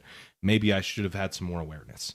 And whatever, maybe you don't. Maybe you're trying to win your game, whatever it is. But still, it just blows my mind. I almost want to pay a bonus for the most exciting player at our events, just to get people to show some emotion, slap some stuff out, make it seem like you care, because they make good pictures and good reels and good videos. People like it when it looks like that you care, and when just the entire time that it's happening, you're getting ripped apart and people saying you're unsportsmanlike, this is unprofessional, that's not what bowling is. Well, if that's not what bowling is, then it will certainly die. If that's not what bowling is or ever will be, I can assure you it will die. I can assure you that in 15 years from now, there won't be any kids bowling, because that's just not fun. They will choose other sports that they have more fun in. They won't sit at a youth league and have, Timmy's parents that are traditionalist bowlers say, oh, your kid really needs to dial it in, reel it in. That's too much. They won't bowl. And those parents won't have their kids bowl. They'll go to somewhere that's more fun. What were you going to say? I don't remember. You don't remember? I just wanted to finish my point. How do you not remember? Because this guy. Oh my gosh. We need to get some member berries. I kind of wanted to touch on this too. How much time do we have left, kittens? 8.5 minutes. We got a little more than that. 10 minutes. Okay. I wanted to touch on this. It's been eating at me. People, and it's not just, there's a kind of consensus, I guess. And if you think of your point, you need to stop me and say what your point was, because I'm going to ask your opinion on this too. People are waiting in bowling, and just if you're thinking about it now, it's just contradictory that they want someone to come in and save bowling, but they're going to shit on them as soon as they get emotional for it.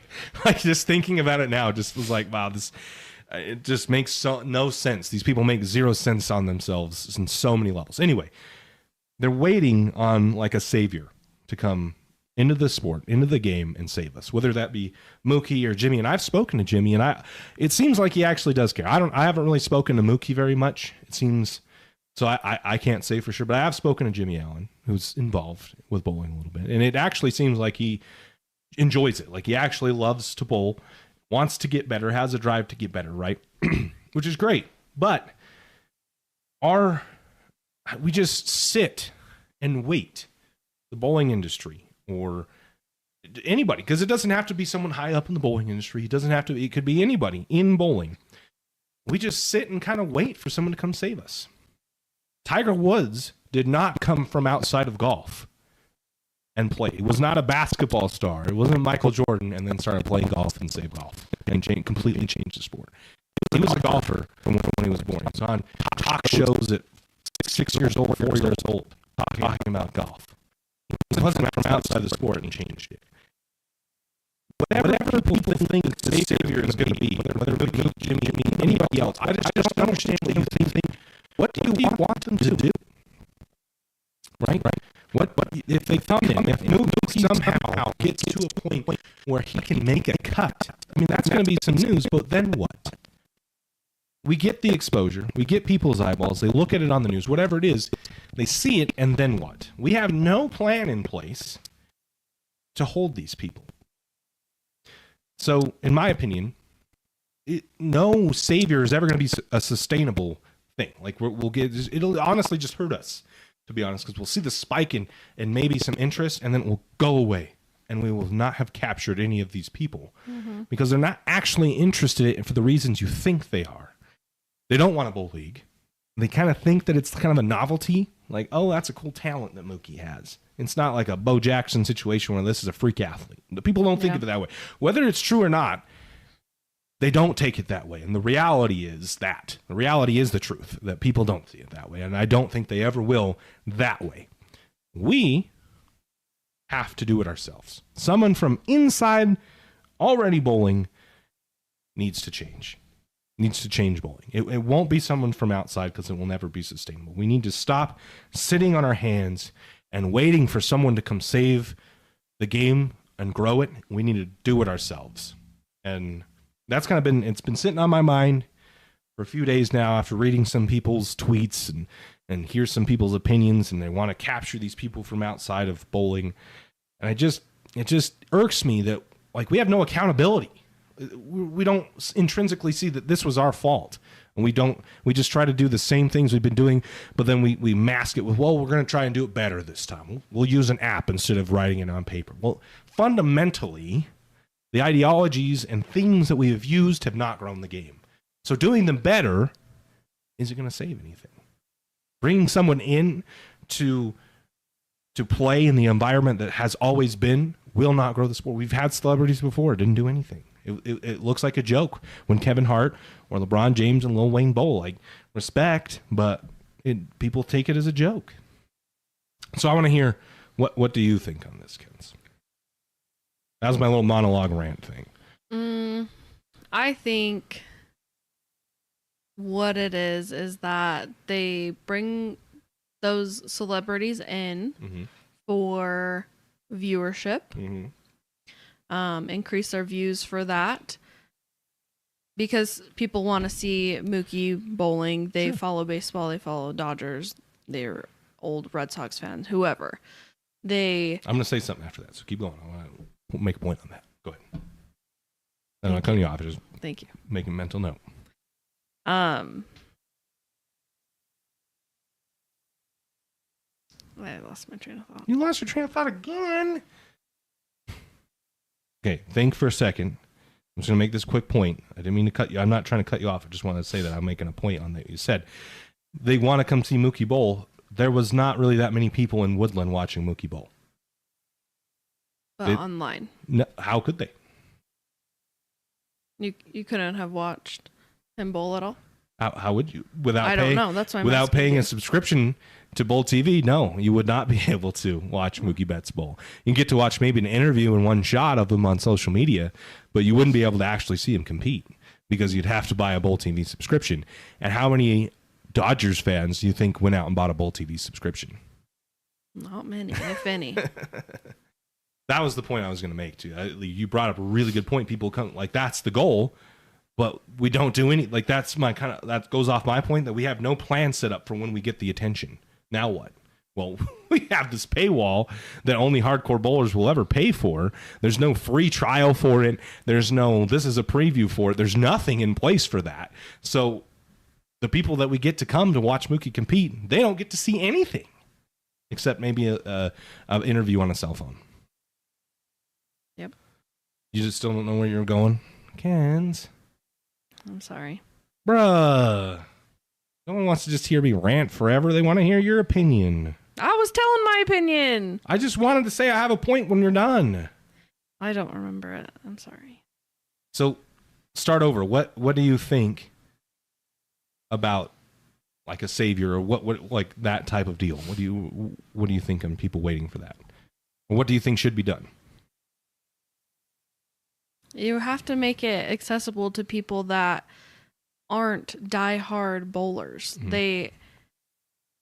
It has to be viewable for anyone to watch, because someone could just come upon it afterwards. They could come upon it while it's happening live. That's a good point. But a lot of times it's after the fact, and it's getting proposed to them, right, on social media or suggested. Mm-hmm. And that's when people are watching those kinds of things that aren't necessarily into that sport. Mm-hmm. Or watching something like if Mookie did something really cool and they posted like a short about it or something, that's going to get their attention. They're going to watch that and then be like, oh shit, like where was the rest of this? They're going to go to the other video to see the rest. So I was like, before you even said that, like I was going to tell you about this. Like we have an actual example of this, right? That Harry Schaefer clip, 3 million views, more than 3 million views now, so semi-viral. People see. Just imagine Mookie did that, right? And it goes semi-viral, well after the fact, right? Well after the fact that it even happened that he competed. Mm-hmm. There's no exactly like you said, the scenario where we make a viral reel, which to credit to the PBA, they've stepped up a little bit, I think, in posting about things on Instagram. Fine. You see it, then what? We have a specific example of this, right, with the Harry Schaefer clip where he picks the 2-7-10. It's gone semi-viral, has 3 million or so views, right? But when someone sees that, like, we've had comments where it's like, where can I see this, right? Mm-hmm. If your response is $12.99, they're gone. They're not gonna subscribe. Mm-hmm. Like I'm not trying to sit here and say that I know everything, but I can tell you that from experience, it's hard to get people to buy things. One, it's hard to sell bowling. Bowling is a hard sell. Okay, at any level, whether it's merch, whether it's just us trying to grab your entertainment, actually taking money from somebody, bowling is hard to sell to the general public, to sponsors, whatever it is. Bowling's hard to sell. So if you have this clip of Mookie, he bowls good, and this is kind of my point. We do this social media campaign around him, or whatever it is, goes viral, then what? Right? And you hit the nail on the head. There's nowhere for them to go. There's nowhere, because people aren't readily available. Like you said, they don't have the time right now to watch the live stream. We ended, I think, our stream at like 50,000 views on the Storm Utah Open. It had 20,000 views after that so far, right? Mm-hmm. Or 22,000 views after that. That's a significant amount of views after it happened live. So if they don't have a place to go to see that, if it's not accessible, then you've gotten their attention, and you don't really have many opportunities to do so. If someone comes and they're not pleased with the experience, whether that's, I don't want to pay for this, I'm out of bowling, that's it, like I'll see another bowling, they know now that to watch this they have to pay. Now there's no reason to interact with it, because they don't want to explore it further. So we don't have very many opportunities to engage with these people. So when we do, we have to make the most of it, and we have no plan in place. Well, and right now, like, there's a lot of streamers and people who stream like their league night or even other tournaments like that we don't do. Mm-hmm. And so, and they're not charging you. So you're seeing those people bowling those tournaments, but you're missing out on the professionals, The highest right? level, right? Exactly. So, and yeah, like there's some professionals at bowl tournaments we cover. I'm sure others that other people cover. But you're seeing 2, 3, 4, 5 here and there, where this is supposed to be your highest elite level players in the game, and 5,000 people maybe get to see it. Yeah, I don't want no haters in here that disagree. I'm sure there's people that disagree, and that's fine. Don't come in here trying to quote us. We don't know this, because I'm pretty sure the USBC doesn't make it. I would have done this. I would have pulled the numbers and known for a fact if I could find them. So if you have a link that I could find them, I'm happy to take a look. So don't come in here hating and you guys don't know anything. This is actually the number. I couldn't find it. Okay? Yeah. They didn't. Well, make it doesn't matter a number, to be honest, because if you're trying to grow something, then you need people that are outside of the sport, and people outside of the sport are not going to pay just to have a subscription to that. Yeah, objectively at a fundamental level, there's an issue with it. You're right, 100% right. The numbers don't matter. It doesn't matter if it's 5,000, if it's 10,000, 100,000. It just isn't going to grow the game. No, because those are only the people that are going to. And I know we keep beating this like a dead horse, but I truly believe that it's one of the toughest things. Like, you want to get people into the game, but you don't show them the game. We show them clips of the game or the best in the game. So exactly. So I maybe a good analogy that we kind of use for our YouTube channel. Our shorts are like an introduction to us because they get a lot of reach comparatively to other forms of content. Reels, TikToks, all of that stuff is just a branch out, an introduction to what we have to offer. And the people that get a following have other videos, other things other than just that 10-second clip of what this game is about, right? Lance Hill has 100,000 followers for no reason. He didn't make one viral video. It's because constantly he's put the work in to make so many videos connected with his niche and his fan base, and it's grown quite a bit. And we see the same thing for all the other successful TikTokers, Instagrammers, or whatever it is. Yeah, consistency. Like Janelle every Wednesday goes live on for her league night, talks to the chat and everything, engages with them so they feel like connected. So she's going to grow following that way. Lance had some videos do really well, and he's consistently putting them out. Right. Same thing. There's a few people, whether it's Instagram, TikTok, whatever, there's different people that are consistently doing those things to help grow the game, and they're bringing in all kinds of new people because they're reaching that broad of an audience. Exactly. So those viral videos reach out to these people, it gets them interested, and then they've done the work to have a base for them to connect to further. They come to the page, they watch this viral video, oh, that's cool, I kind of like bowling, click on that profile, and now they get to see all this content, all the things that Lance, Janelle, whoever it is, Chad, on Instagram, whoever it is, doesn't really matter, all the rest of it. The PBA has the branch, and then nothing. Yeah. You could say they have the TV show, but there's so much more to the game than just the TV show, than the top 5 step ladder. Like, the only reason we even have, I feel like, a top 5 step ladder is for TV, so we could take up an hour and a half of time, because the rest of it, the TV stations aren't willing to give us enough time, as much time as golf or NASCAR, so we don't get to have qualifying where all the other match plays. So, obvious based. Take it. I'm biased on this subject. Bowling is a participatory sport, unlike NASCAR, NBA, NFL, any of the other big 3 sports. Those aren't participatory sports. Bowling is a participatory sport. So the way we're going to grow bowling is to get people to bowl, and then they will watch bowling. Because I don't know if they will necessarily watch bowling unless they bowl. Yeah. Because it just will never have an understanding of the difficulty of the game or what it takes to be great, any of these things. And that's just good for everybody, right? It's an advantage that we have that it's participatory, because then the ball companies make money, the bowling centers make money. If more people bowl, everybody involved makes money, right? Like, there's just not a lot of options to play football. And then the people that make footballs, the people that do that kind of stuff, they don't make money because there's not a lot of people that actually play football.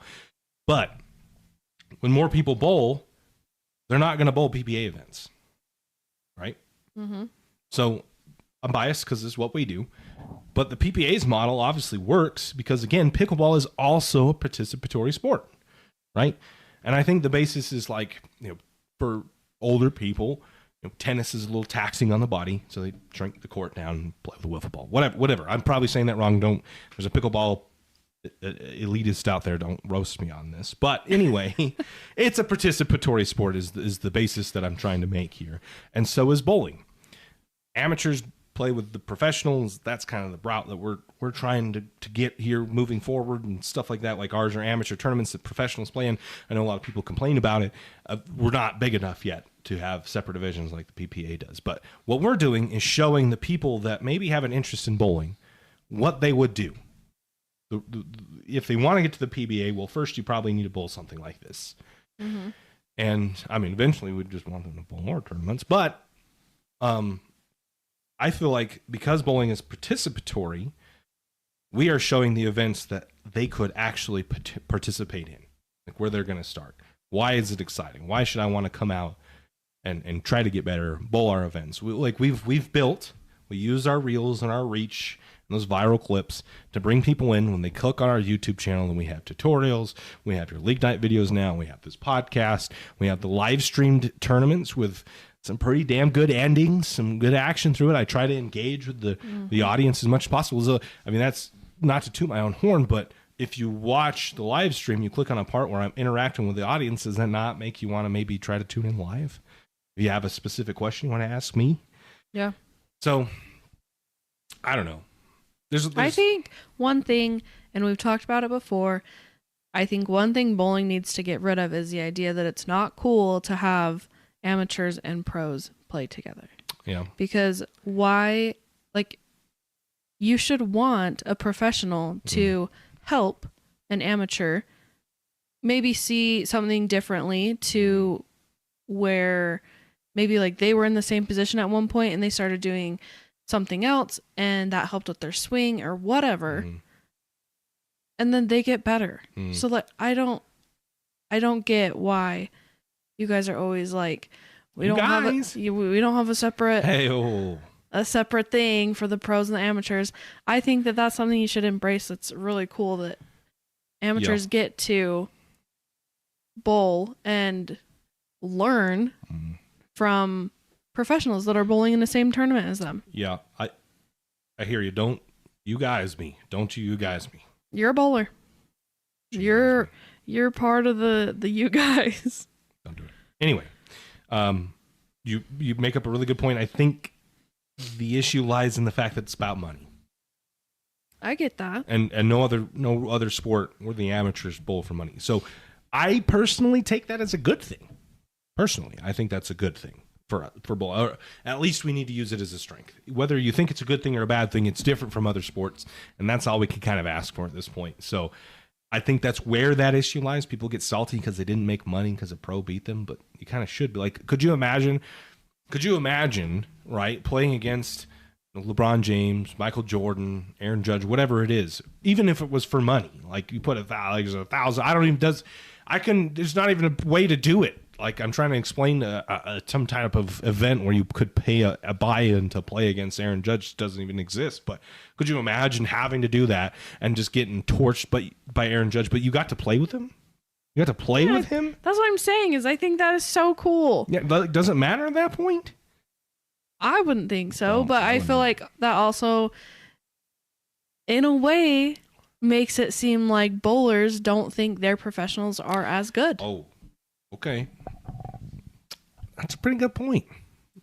Actually, no, I don't think that may be a hot take, but I think that's an actually excellent point because we preach, if we don't take ourselves serious, non-bowlers, our audience certainly won't take ourselves.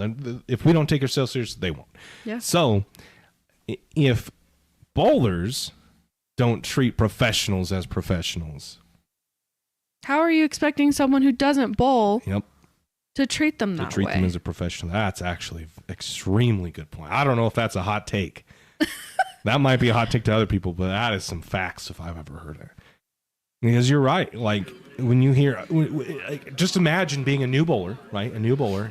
I'm going to bowl my first event, and you hear Sean Rash is going to bowl that event. Okay, and you go into the discussion. You want to sign up. It's on Facebook or something, and you see the comments. Why is Sean Rash allowed to bowl? This is ridiculous. I don't want to bowl with Sean Rash. Could you, like, just not like you're so excited the fact that you get to bowl a tournament with another professional, and then it's just full of people complaining about it. Like, I don't get it. Maybe not the first time that it happens do you start to think maybe these guys like aren't professional or whatever. But after a while, you know, you have to start questioning, like, if these people don't think of them as professionals or respect them as professionals, I guess, why should I? Like I mean, they're professional. You should expect them to beat you, right? I mean, and I mean, they don't all the time. Like, there were a lot of professionals at the Storm Utah Open, and none of them won. But, like, if they do win, you should be...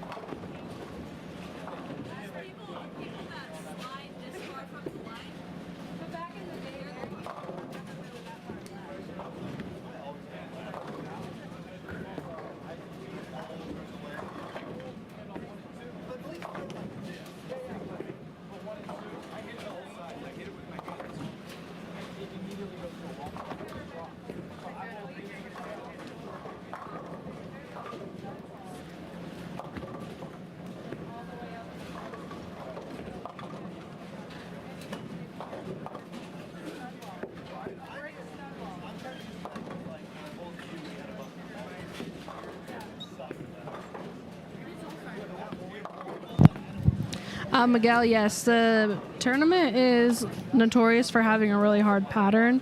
If you type in ! pattern, you'll get a link and you can see what it is. But yeah, it is a really hard pattern.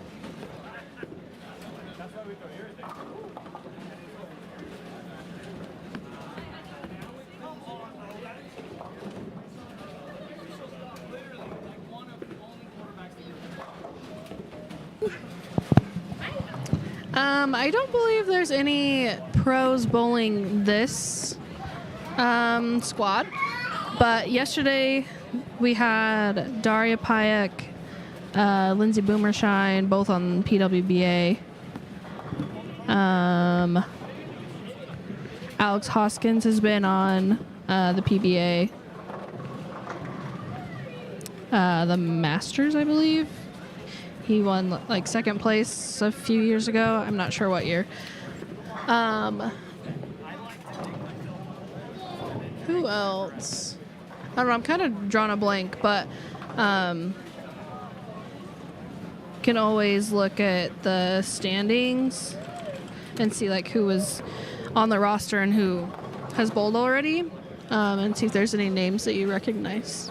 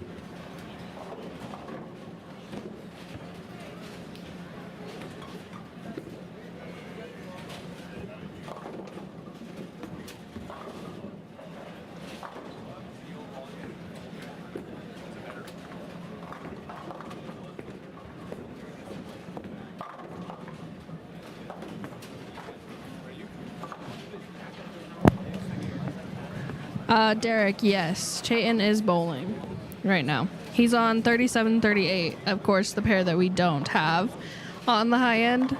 And then he's going to move to 2 pairs on the low end that we obviously don't have.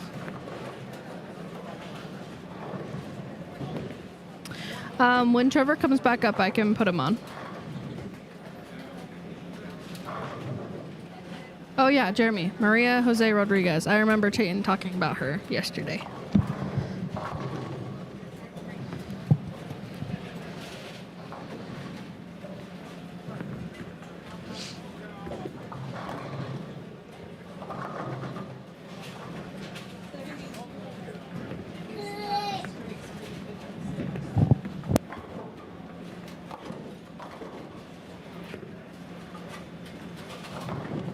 Okay, so Trevor's going to be up on lane 29.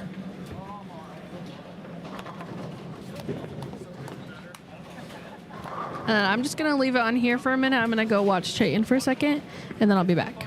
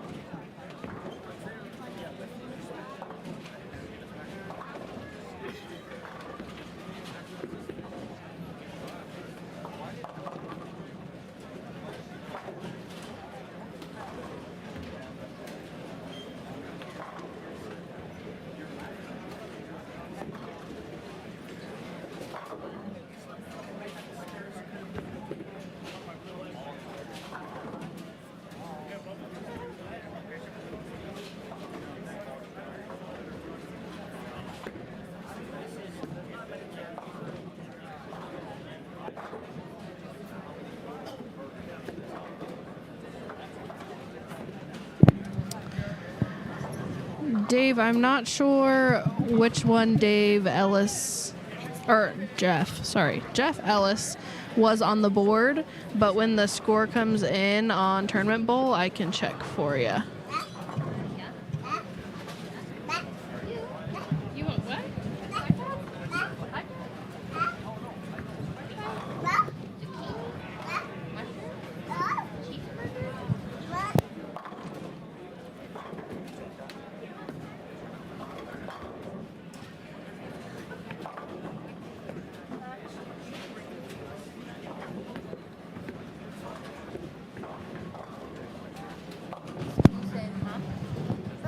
Yeah, I can see like the scores, but I don't know which bowler he was, so I can't give you a score for him.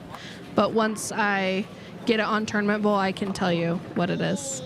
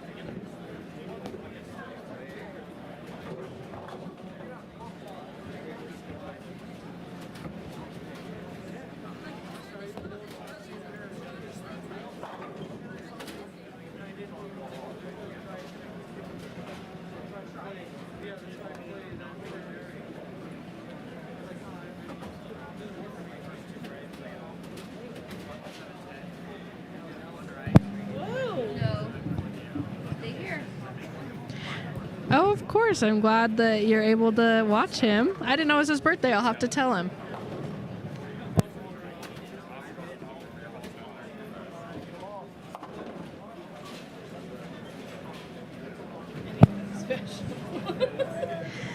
Yeah, the scores are pretty low. The pattern's really hard. If you want to see it, you can type in ! pattern. But this tournament is like known to be a really hard one.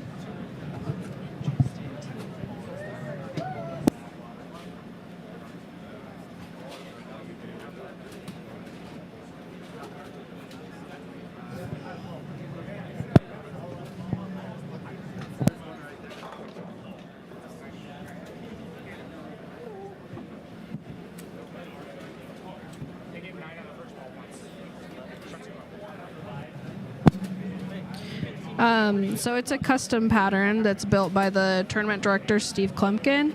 So if I can type it in there for you, and then you can look at it. Oops, wrong one. So you'll get a link to the pattern, and it'll pull up a picture, so you can look at that. He's not doing too bad. Not like, I don't think like his best game, but not a bad game.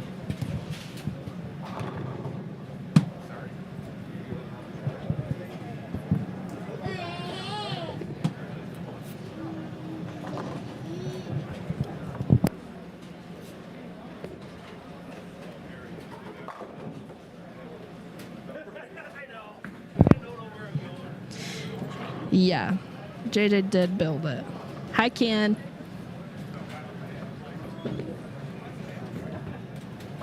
Yep, you're welcome.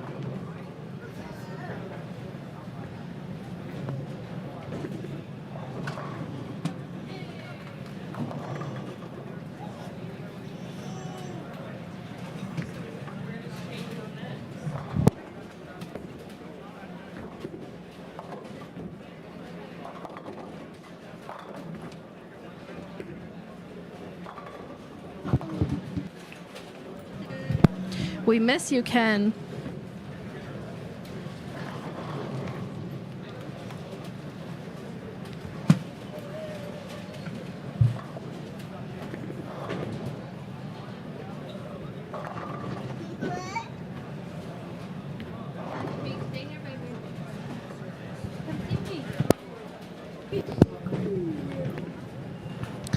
We got Manny Farrell on lane 36. Nice. That was a great shot.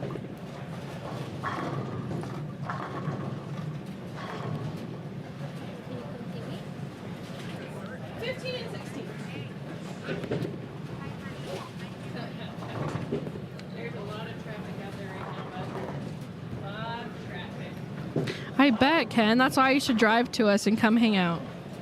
Wow.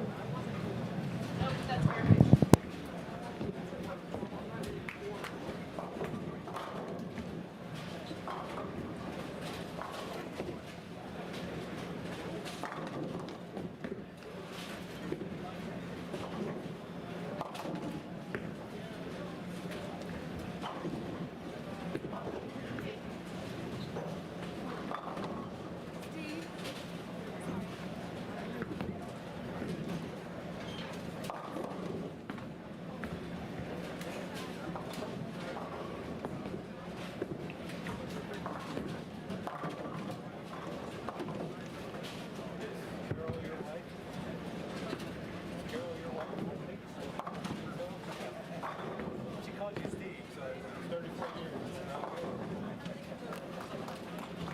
He's a heck of a bowler.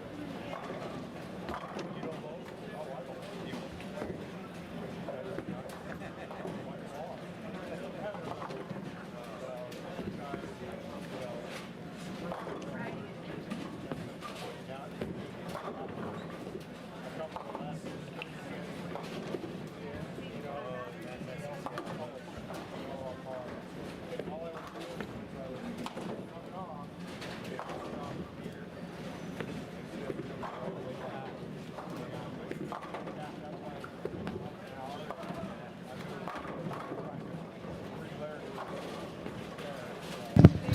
Okay, we got Morgan Robinson on 39. Ugh. Morgan has not had the best of luck today, unfortunately.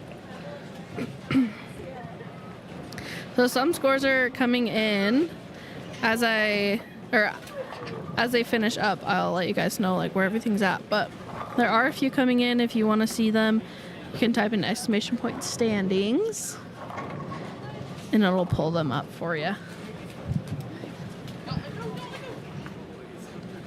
You gotta stay holding on to Grandma, bud. You can't let me drop you on your head and run your. What are you doing, Mermaid? Mermaid, you're tired. Yeah. Hi, Chris. Hope you're doing well. Chayton's bowling, so this is why you guys are stuck with me.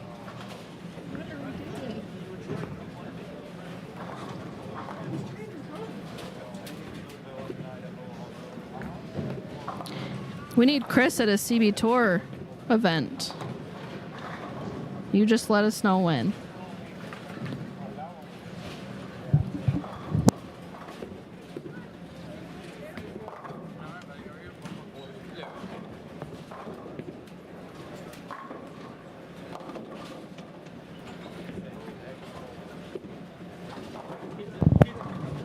Oh, thanks, Ken.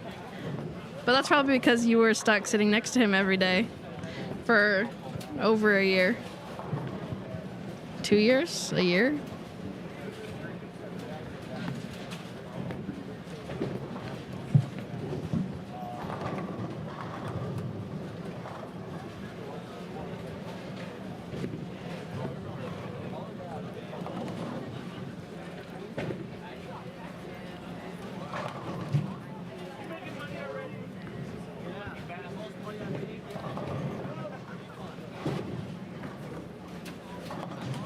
So scores aren't super high that I'm seeing so far. Chayton shot 193 and he's sitting third.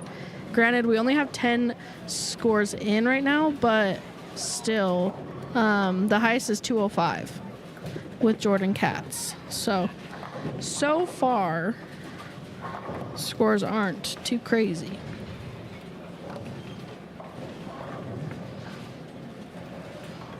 Just a little.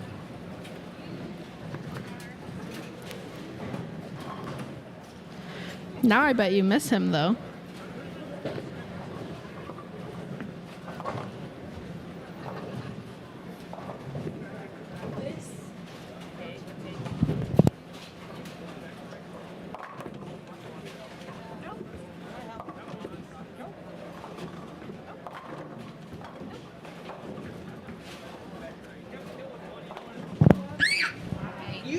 I think that Trevor's on lane 37 and 38, and I don't have that pair, so unfortunately, we won't be able to watch him.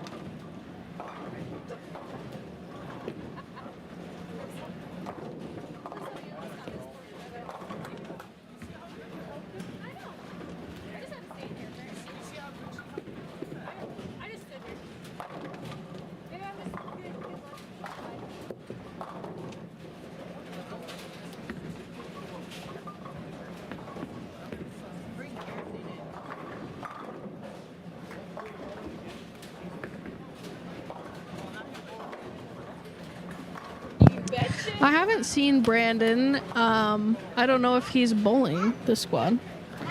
I don't know if you know if he is, but if I see him and he is bowling, I will show you.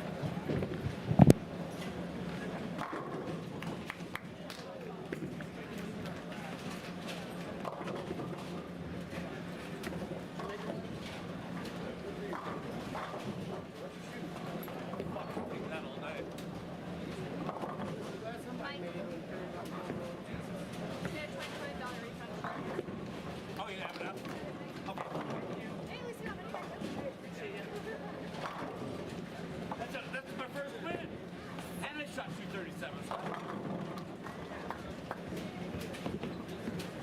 Based on what I'm seeing, that's pretty good, actually. Yeah.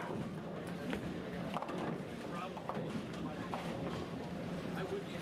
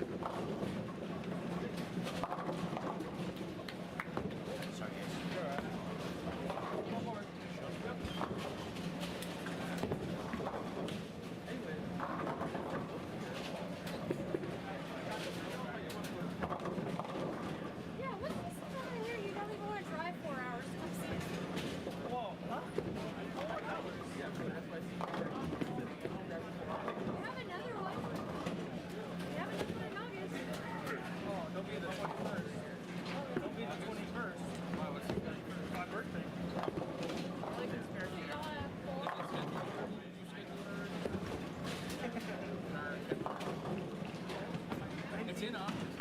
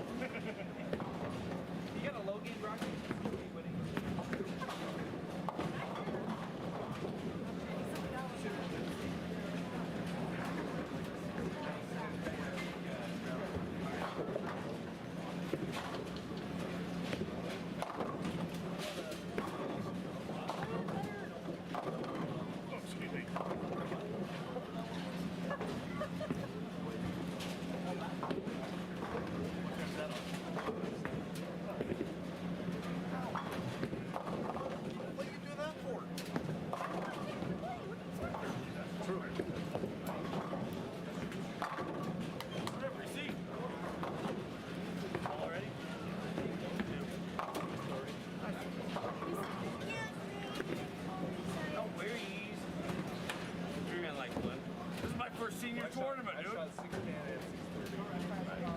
my first senior tour. Nice. I'm like, holy fuck, I'm old. 37. Catherine, that's just where the cameras are. So they're bowling from 13 all the way to 42, but we just have 29 through 42. Yeah. There's a lot of OB out there. There's not really a place, even if we did have camera, like enough cameras for that, there's really not a place that we'd be able to set those up down on the other side anyways. So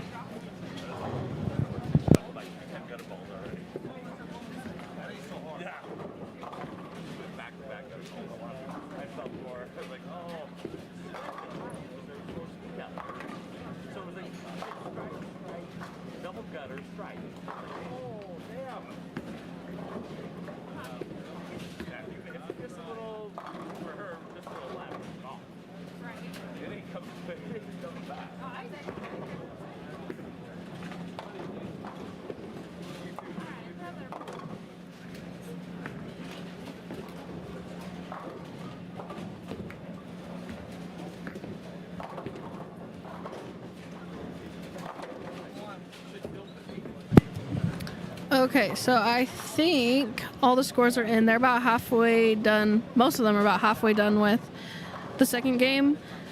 So I'm going to say this is all the first game. So they're taking 7 from the open. So Jeff Carroll's in first, plus 38. Brandon Smith, plus 29. Luke Brown and Trevor Wakely are tied at plus 26. James Coles, plus 13. Jordan Katz, plus 5. And Kendall Miles, plus 4. And Chayton is just barely out at minus 7. For 199 and under, right now they're taking 12, but we have a tie for 12th. All right, they're taking 14, it looks like, but there's a tie. So Cody Dunn leads at plus 26, Wade Christiansen plus 6, Carol Long plus 3, Desiree Allen plus 1, Brian Wynn minus 4, Erica Purcell minus 13, Kevin Tyler minus 19, Tyler Goatberg minus 20, Jacob Lopez minus 22, Bradley Foradum minus 30, Nicholas Konis minus 34, tied with Jessica Jones, and then Anthony Rose and Devin Adams are tied at minus 37. And then senior women, Chuck Grote leads at plus 73, Mike Hymas plus 37, Clay Reese plus 30, Gary Okamura plus 25, Sean Hornberger plus 20, and then Alf Lopez plus 19, Lizzie Reese plus 14, and Steve Sherman plus 5. So that's where they're at right now. So I'll update the ticker.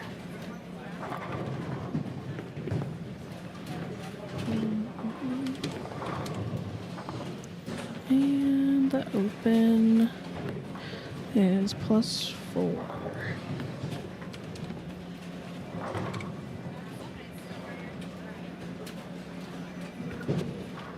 Game 2.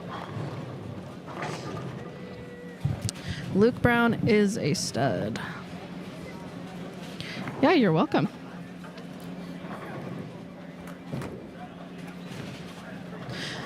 Yeah, he is a pretty good choice for doubles, for bowling in general. come over and see Lizzie.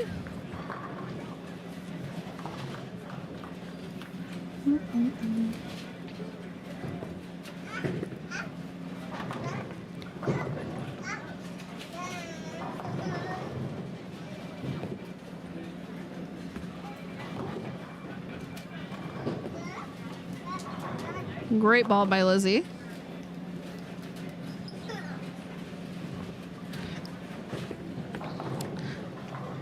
Let's see where she's sitting. So spare, spare, spare, open strike for her first 5. She shot 214 last game. So as long as she keeps that pace, I think she should be good to make it, to be honest.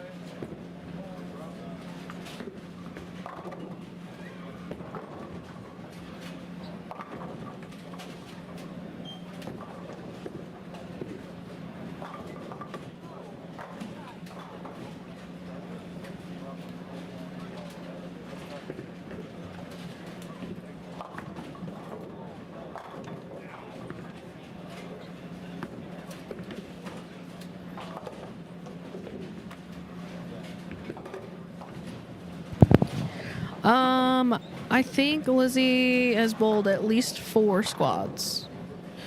I'm pretty sure.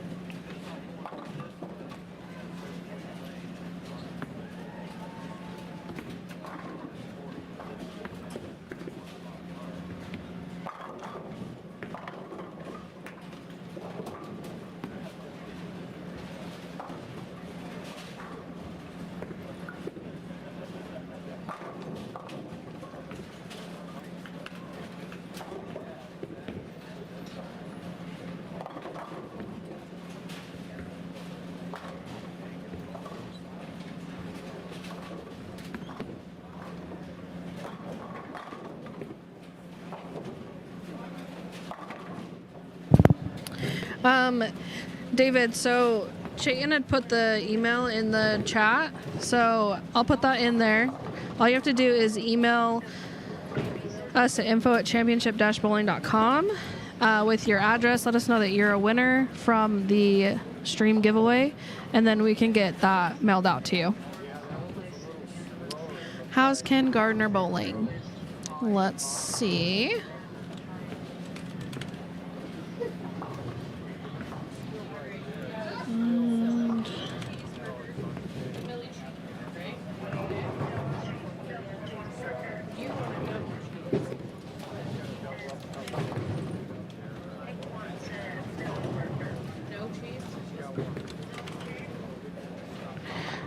Ken Gardner sitting in 14th in the open division right now at 183. So he's minus 17.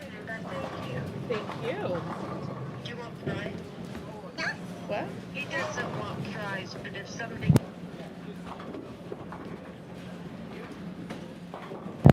Yeah, you're welcome.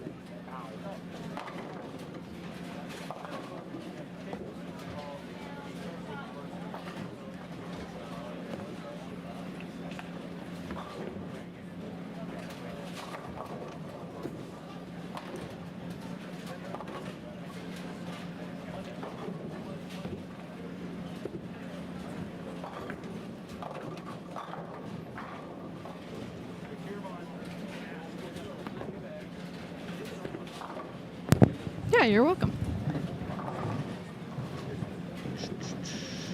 Okay, come over here and watch Luke. Luke's sitting in third right now. He's tied with Trevor Wakely. They both shot 226.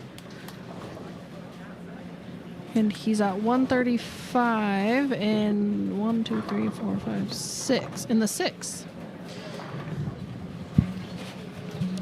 Nice ball by Luke.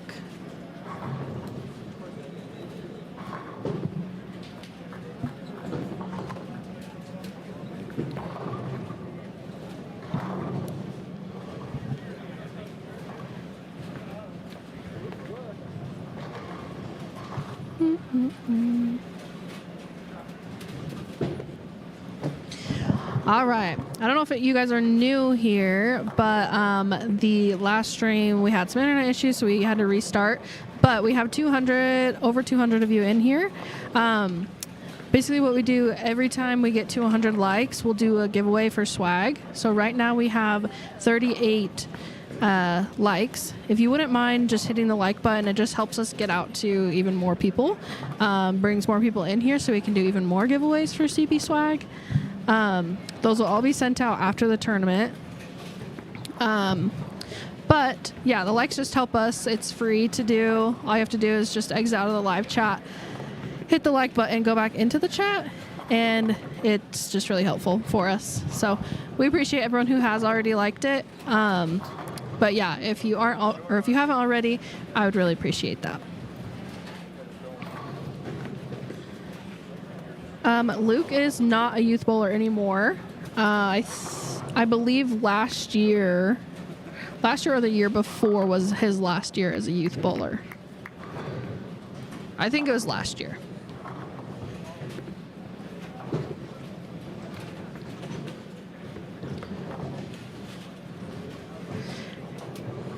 And then another thing, thank you all so much for the likes. That was great. We are so close to hitting 16,000 followers on Instagram. So if you aren't already following, it's just Championship Bowling. And basically what I'm doing is everyone who follows us today will be entered into another giveaway of CB swag that we'll post on our stories the winner of.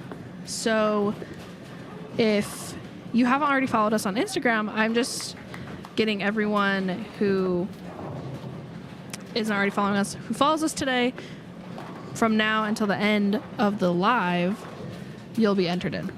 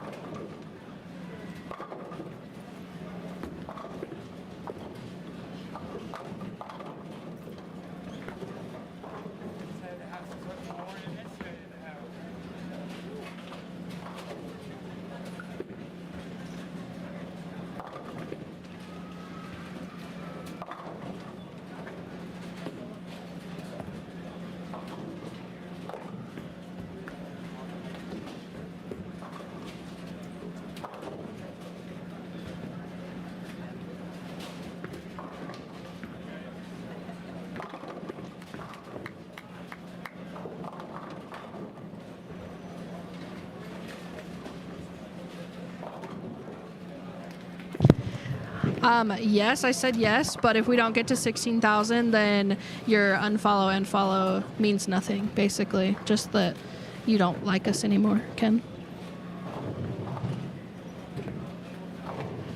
Like Riley. Riley doesn't like us anymore. Yeah, exactly.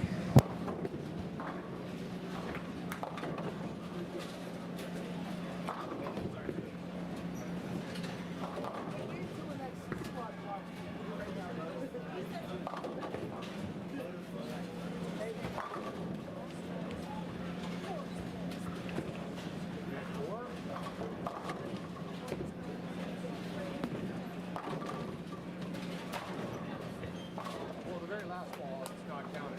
So you only had 2 room splits. You missed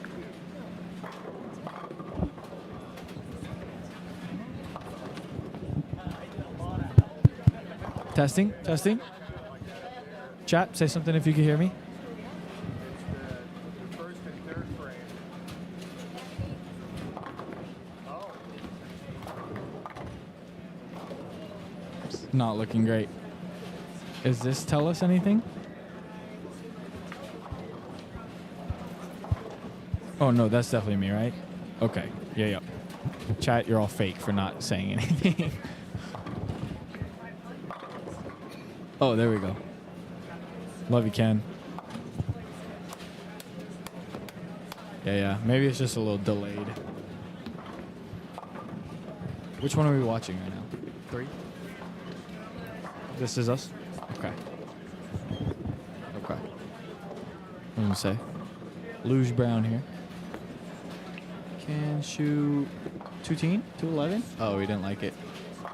Oh, he really didn't like it.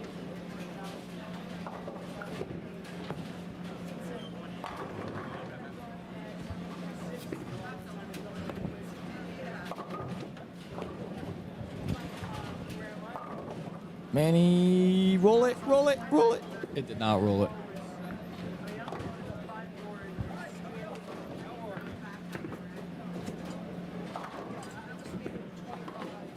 Uh-oh. Yeah, Luke. Oh, that's off camera. Oof.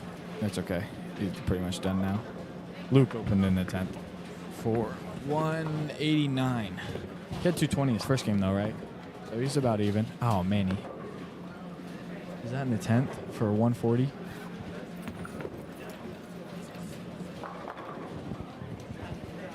Not a whole lot.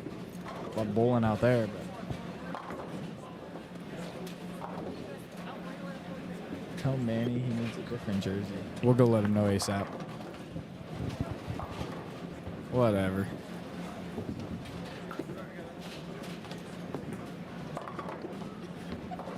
My sister? Why? She kicked your butt? Yeah, like 2-3 years ago. You mad my sister kicked your butt a while ago? Bro, she's throwing the ball.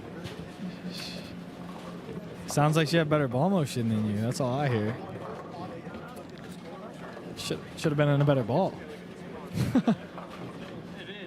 No, I bet you it's not. You shoot 100? Yeah. 100? You shot above 2105. There's always that one guy in the field. There's like no room. That is Gyrus right now.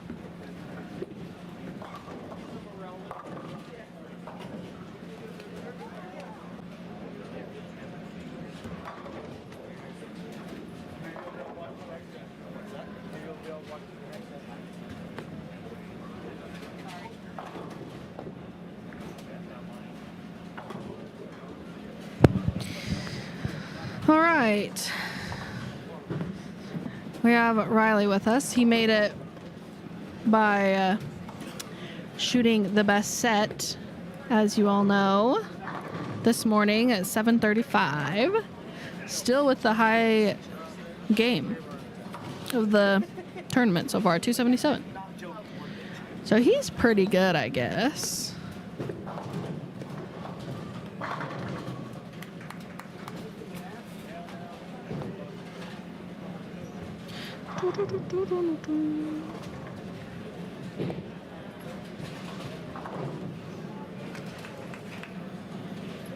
Okay.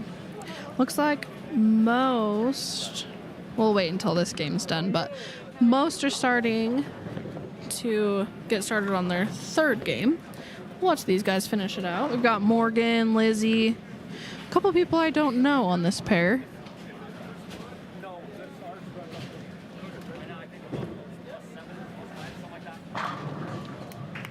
Sounds like you're peaking the volume, like it's too loud.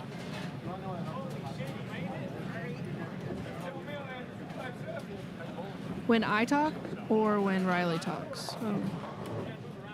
Or both.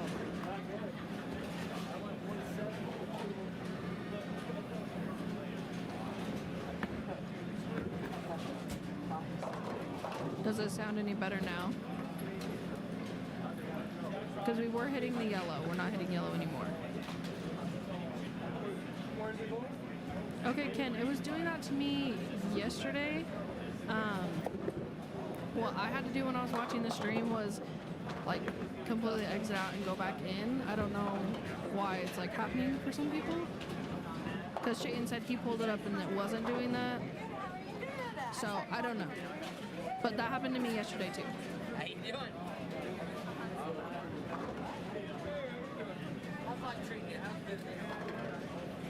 Okay, Lizzie over here on 39. Hook.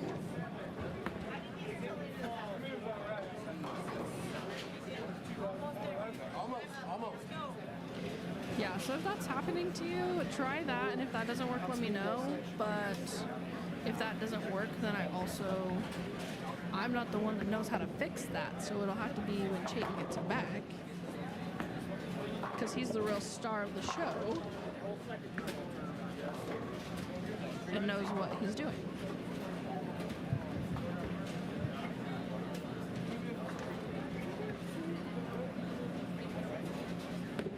Oh, okay. Let me turn it back up then. Okay. Is this too loud or still too quiet? Let me know. Because I adjusted the volume thinking that Ken was saying that I was talking too loud.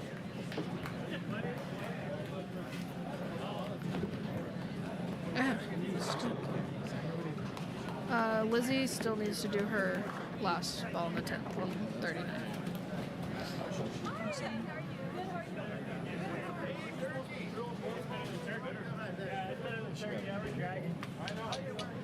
Okay, good, Ken. Yeah, I don't know why it did that to me yesterday too. I'm not sure why.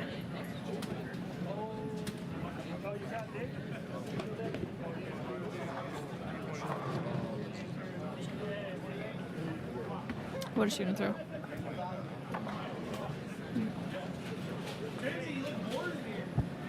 Never. I'm never bored. Can be bored. Here and there.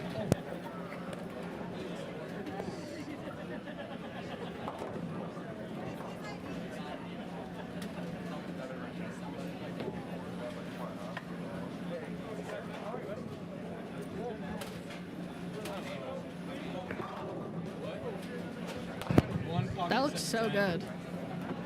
From Lizzie. One pocket 710, but I didn't have any other options.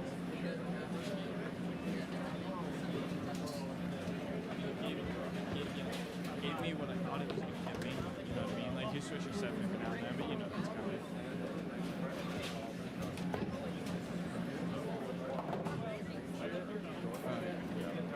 Well, that's so. I shoot 220 the first game, catch like a 3-bagger here and there, and then start the next game, strike, 9-switch strike, pocket 710, bucket. And I was like, yeah, probably time to get out. So then I just get into that big ball, move like 2-3 left, and go back 7. Okay, go back 7 and then front 7 next game. After one bad. Yeah. On 2 different pairs. And we went down there and the hooks were down here. I was like, Okay, starting game 3. And he runs it over messenger. I was like, oh. She's like, okay. So we move another one, and it packed it. I was like, all right, I gotta like this up. Yeah, front 7 that game. Well, dude, I had a little room in, and like I would grab one, and it would just lay there and get the 10 out late. I was like, cool. And then in the 8th frame, I was like, well, Watch this. Let me just grab it way, way more and never give it a chance. 6'10". So Clay came down. I got nervous. Trevor is probably on the low end now. So he was on 37-38. So he's now down on the other side where we don't have cameras. So, Lizzie showing something, right? Yeah, It looked good. Shocked, right? It looked really good. What's up, Stevie? Riley on the mic. How's it going? Dude. How are you? Good, how are you? They hate me until I lead, and now I'm allowed to be on the mic and stuff. Jeez. We don't hate you, Riley. You They hate don't. us. They love me. Except they never post me and Manny. Shout out Manny. They're To be preying on her. fair, They're preying on her don't have downfall. Messed up. But I got some now. Sweet. We're good. Perfect. And obviously there's going to be more. You got that video of me pocket 710. That was my only open Yeah. today. Was it? Yeah, only open. It was. I thought it was a good ball. Was it not? It was pretty good. It was just time to get. I was irritated, so just kind of bleh. I was like, oh, okay. Yeah, I was surprised. Hello. I picked up 2 buckets. That might have been harder than shooting 270, to be honest. 270 felt easy compared to picking up 2 buckets. Any scores yet? Oh, Giants. Open start. Luke went 7 spare. Oh, wait, that's not good. Okay, lose Brown. Lane 42. The red is so hard to see. The red ball?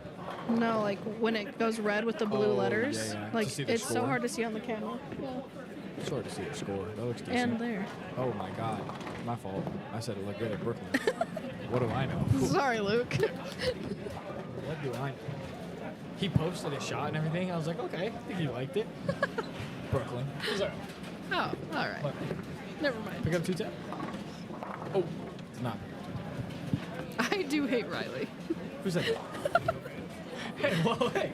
What's up with that? It's okay.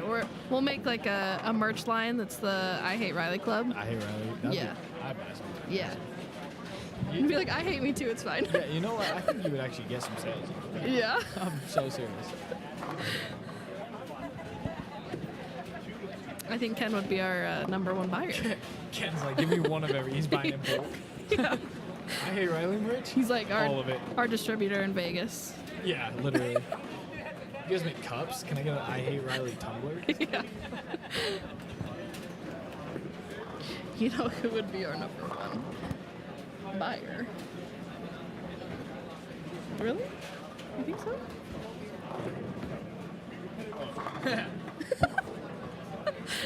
I get it. LOL. Oh, I'll buy it. sweet. We got our. I hate Riley merch. Do I get like 5% of sales? Yeah, that's fine. I hate Riley merch. That's then fine. that'd be perfect because then all my haters are actually just giving me money. Right. Exactly. But we That's, can't it's help it. beneficial for you. Yeah, Yeah. pretend you didn't hear that. That didn't happen. Jamie Flynn. I have not seen many lefties really bracket. No, even like Morgan's not doing well. Brandon went 229 the first game. I feel Jamie, like Brandon go always is good. Well, I mean, this is his house. Oh, And that's fair. I mean, he's a few squads in, don't get me wrong. Yeah, true. Brandon's pretty good. Doesn't travel a lot. I mean, he has like No. responsibilities and stuff. But I know. He's We go to his believable. real job sometimes. Yeah? I'm not gonna say what his real job is, but you there? yeah, every now and then. Is this Career Precious? Yeah. Well, probably not. Oops.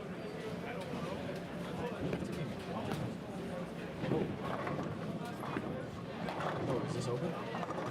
No, this is under.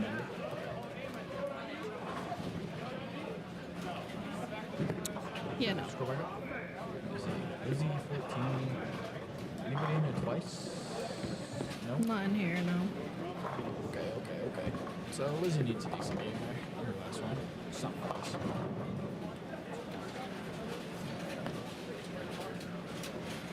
Oops. So actually, 2 lefties in the cut for the first game. Brandon and Jordan.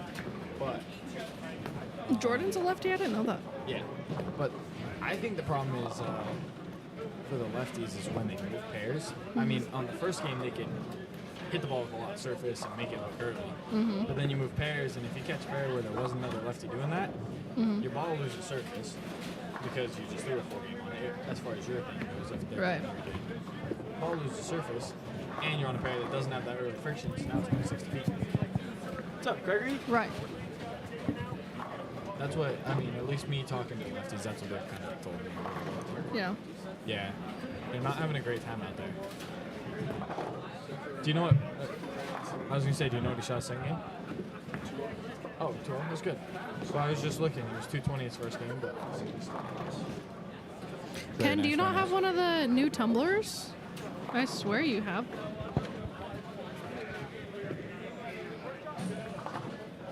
Unless I'm crazy. Ken, as an executive on this project, we can get you hooked up with the I Hate Riley tumbler.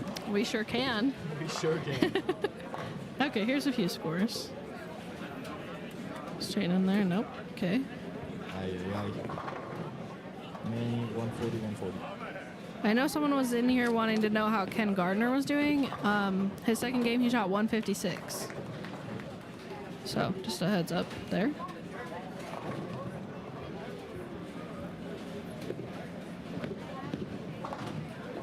Look.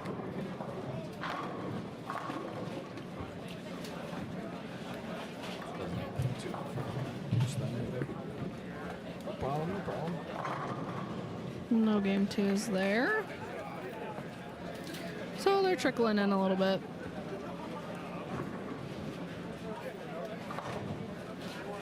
I think he's bowled every single squad. Nico? Mm-hmm. He's on Manny's pair right now, I think. Is he? Whatever it takes to make the cut. Yeah. I lost the straw, so I wouldn't mind a new one. Okay, Ken. We could work that out for you. But you have the old tumbler, right? Not the one that won't spill. I think. Won't spin? Spill? Oh, spill. Yeah. Oh, you said spin. Like, you came out with spinny tumblers? Yeah, they just Give it spin a- while they're sitting here. That's so sick. Like a fidget spinner on the bottom of it. That's something I'll buy. I'll tell you what. That would be perfect for Chayton. Yeah. He's always like fidgeting with something. ADHD. Yeah.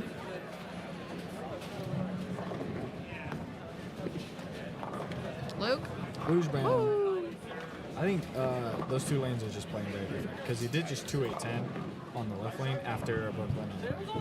Well, I mean, Brooklyn 5 then, I think, but Makes sense. he goes like shake it air. I don't know if he just made a big rain. He kind of caught the move there.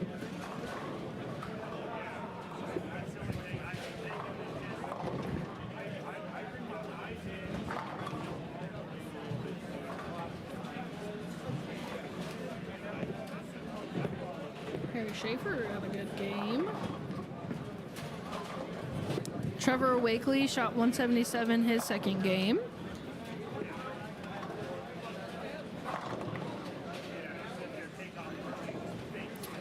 Morgan had a rough game. He shot 145.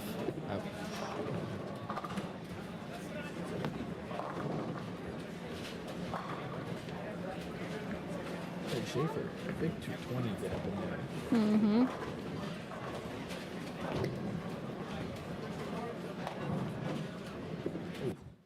Spare crick. Did we lose camera one? What happened? Was it never hit? Oh, battery probably died. Oh, But I can't reach it. It's too tall. nice. So Chayton will have to change it when he's done. He splits, and you're like, hey, I know you're not in a good mood, but go fix this. Yeah, but the battery died. Okay, yeah, I Oh, I four. Nice. oh, I thought it was the first one. So we'll have to get you a new one. The new ones are nice. Do you like yours, Riley? Yeah, it looks very nice. It says the Rizzler on it, so can't complain about that. I mean, how does that get any better? Oh. I just feel like that's such a good nickname for Yeah, you. no, love it. Love it. Oh, someone earlier was asking for, hi, What's up, Greg? Taylor Doyle. So here he is. We found him for you. Only a Another squad lefty. later. See how he's playing him. Pretty up the lane. That was good. That was pretty good, yeah. A little deeper than I imagined.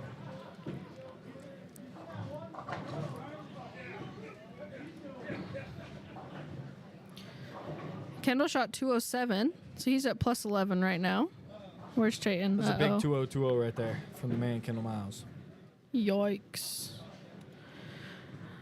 Well, rough game 2 for Chayton. Shot Oh, cricket. 143.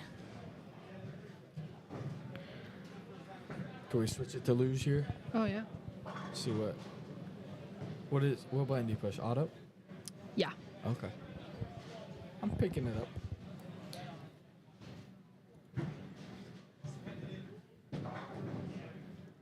So Luke's 2 shots on this lane were 248 and 2810. So this lane doesn't hook for him this far. He just struck on the right lane of the light mixer. See if he just plays them different now. And oh, that's right. Uh-oh. Yeah, that's not great. But on a strike, right? So Yeah. theoretically So just here, spare pick it and he's up good. Just a good old wrap 10 spare. No difference there. You're right. It is so hard to see the score when they go red. Yeah. Like, you cannot. No. Like, you have to wait until they're not bowling anymore. Yeah. So it goes She slow. just got a strike, and Luke threw it in the gutter. And I was like, showing the strike animation after a gutter is kind of rough. Yeah.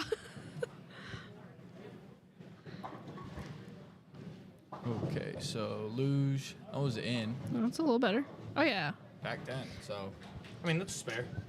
Woohoo! On a strike, right? So that's just a normal routine spare right there for Luke. Why do you think Manny is struggling? He shot 145 and then 140. They're just so flat, and I think the hammer urethanes hook more. Whereas, like, I mean, we're all throwing urethane, Right. but Manny's ball speed's pretty slow, and the hammer urethanes hook more than the swarm ones a little bit, and so he can't really keep it in front of him. Makes Like, sense. it hooks too much. And then you kind of got to go left and open up, and the pattern's so flat that as soon as you open up, it just gets so hard. Yeah. Like, you can't miss right, doesn't make the corner. Obviously can't tug it because there's no hold. I mean, it hasn't developed enough yet to really open up and throw it at a friction spot. Like, Okay. there's no hook spot to throw it at, so I think it's just he doesn't have anything that he can really keep in front of him and control the pocket. That's fair. Do we have any... Yeah, he's a two-hander. There's not very many two-handers that have made it. Luke. That was a lane he just struck on. You wash out. Yeah, two-handers. Big Michael Marmoleo, he's the GOAT. Love that guy. Yeah, he's so good. No, he throws it very well. Very, very well. The first time, I mean, it may not be the first time that I saw him, but first time I Like, remembered seeing him? remember him, Sure. yeah, was in Vegas at the Coach K Scholarship Open, and he ran the bracket. Like, he Yeah, he's He a very bowled talented really bowler. good. He won a regional, actually. I thought he was going to take Rookie of the Year from me. He was Really? bowling in the West, but the West had a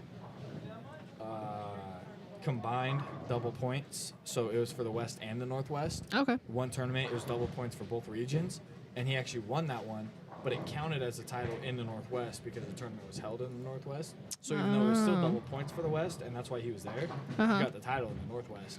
And I thought he might take Rookie of the Year from me, but I don't think he had enough tournaments or, Oh, okay. I mean, overall, like, I had more tournaments and earnings and stuff still. But Right.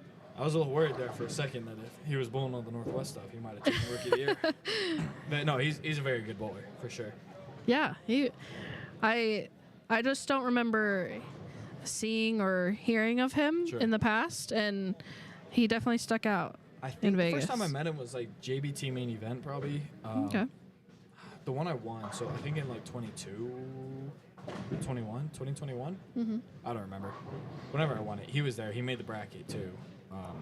Did he bowl this last year? Do you know? Bowled this event last year? Yeah. I don't think so. I don't think so remember either. him being here last year. I feel like I would have remembered him if. Last year we had like Jake and Richie and Yeah. Dallas, right? But Yep. This year the tour started a little earlier, so Yeah. we lose those guys. Lost Chase. Well, and the year before had like Darren and Brad and Brad, Kyle. I do remember that. I don't think Kyle PJ. was there, but Brad was there.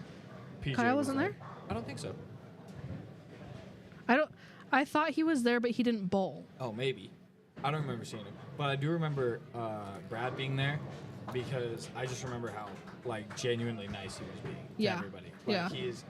Shout out Brad. I don't know if you watched. Yeah, I don't know if this. Brad's in here, Yeah, but Brad, you up in here. He was super cool. Like he made it, and then he stuck around and watched other Yeah. squads and walked around and talked to everybody. yeah, he Like, was super He chill. didn't need to do that, and he did. And yeah, that was just a very good impression on me, at least. I thought that was really cool. Yeah, for sure. I won't say any names, but there are some pros out there who are not as nice. Not that way. And, yeah, I mean nobody. Oh, Luke Brooklyn, sweet. He looks a little confused. Anyways, there's some pros out there. They don't need to stick around and talk to everybody. Like, if they want to leave, they can leave, but they're not all that nice. And Yeah. yeah, it was really cool that Brad was. He was on Team USA too. Oh, dang. Oh, Mike? Yeah, junior team. But yeah, he did make junior team a few years ago, I want to say. Nice. I don't know when. I want to say 2 or 3 years ago.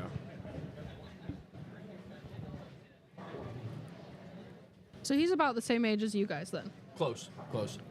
I think he might be a year older than me. Okay.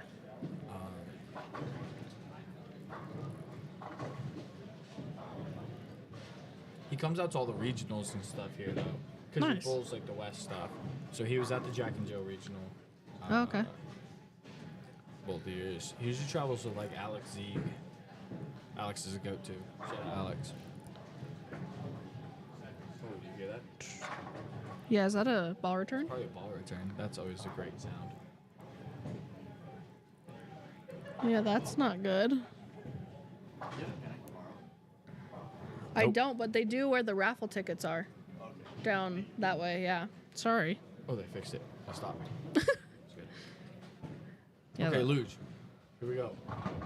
So he goes. Luke is sitting in third after game 2, So that's also. 5 or so. Yeah, and he's still like 30 up here, so just needs a decent game Yeah. ideally. I don't see the cut number really jumping a whole lot. So I mean, he kind of just has to hold on. But his look is not great. But he's only got what, 3 frames left. Yep. He did wash out last shot over here, and then Brooklyn shot on the right, so that's right. Yeah. Dang. That's okay though. I mean, when you, like you said, he's in third. He's just got to run it down and Yeah. stay clean. Pins don't carry over. It's not like he's chasing anything other than the cut. Right. Riley doesn't have to worry about It that. sucks. One time I finally go out there and strike, pins don't carry over, dude. Oh. I mean, what the heck?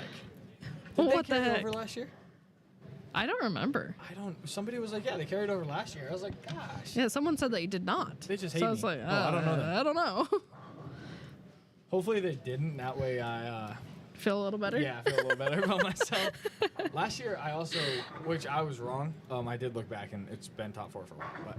But I thought top 5 made the step ladder, and I was 5th going into the last game. I was like, cool, just let me hold here.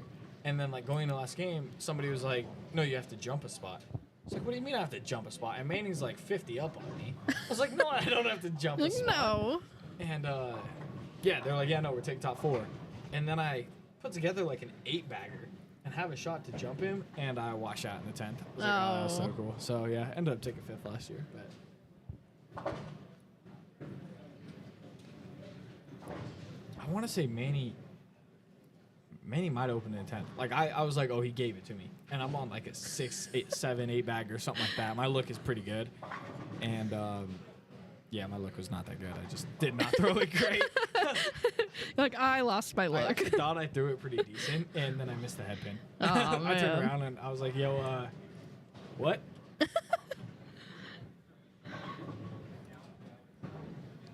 See, Jairus, man, he throws it fast, but yeah, when his ball hits the pins like that, Yeah. runs him over. Oh, yeah. Stupid kids, man. They strike a lot. I swear. Nobody struck that much when How old is he? He's like, I don't even know if he's 16. I want to say he's not even 16. Yeah. Yeah. Stupid kids. Gosh. My rev rate was probably like 250 when I was 15. Like, what is he out here doing? He just rips on the ball. Okay, Luke. On a 9 spare. That looks pretty good. Oh, that's my bad. That is my fault. That's in the 9th. Was it just light? Great. No, it was Like face. what? Okay. That so shot, Luke's? yes. Yeah, face. So what does that mean? He's kind For of cooked. so for any of our non-bowlers, what does like going through the face mean? Oh, just super high on the head pin. Like you're hitting it too centered in the head pin, I guess. Okay, so it's not between the 1 and the 3, right? Like it's supposed to be. Yeah, it was okay. kind of between the 2 and the 3 right there. That was Okay. pretty right through it. His ball motion is not good. He needs to make the switch out, but he did.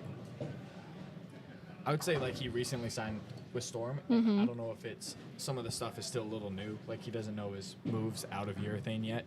I think so. It looks like he's hesitant. To me, I would have got out of it a few frames ago. I mean, when you go Brooklyn and then wash out back-to-back shots, it is not giving you what you want. The one on the right, he gets to the little right, plaque 10, and then he keeps that one a little in. I thought that was good, and it jumps four tens. Like, if he keeps it in front of him, it just overhooks and goes face, but you get it out, and it doesn't want to make the corner. That's just the gotta get out of it time. But, Makes sense. I mean, you got a frame left. Right.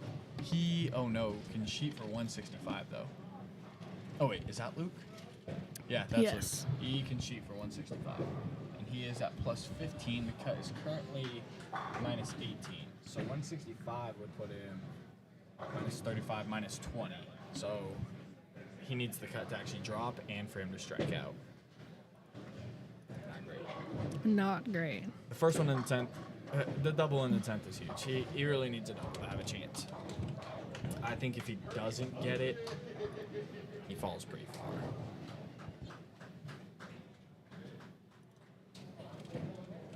Oh man, I always wondered how y'all did this.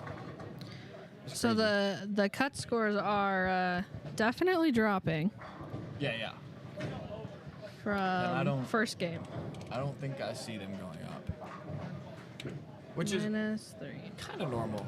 I think it's really hard in like a 3-game format, but you can't really look at the scores after game 1 because everybody had practice on that pair. Right. You know what I mean? Like you had 10, 15 minutes to warm up and find out what that pair does. Yep. So of course scores are gonna be a little higher game 1, and then you move and now you're bowling. Yeah, you're not used to that No, pair, now you're and bowling. yeah, All sorts of messes you up.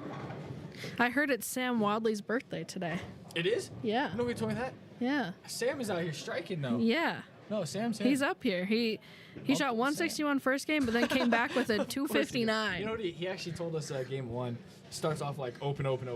And he's all, yeah, I don't like striking like Riley. And then he's like, I don't like to be up there and just hold my spot. He goes, I want to dig a hole and then climb out of it. It's way more fun. Way more I fun. was like, oh, okay.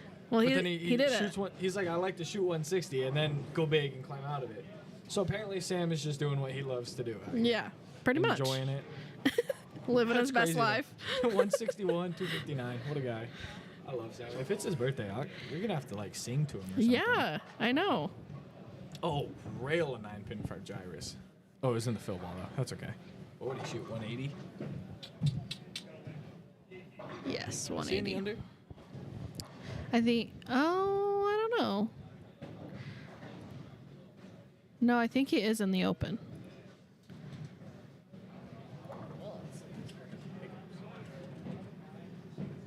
Oh. Oh. My The fault. Gyrus is in the open. He is in the open. And that 180 does not hurt him too much. Oh, did Luke strike? It's good. I think he needs this one.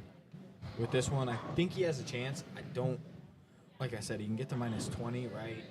And I don't know that the number's going to go up. You don't think, right? I don't think so.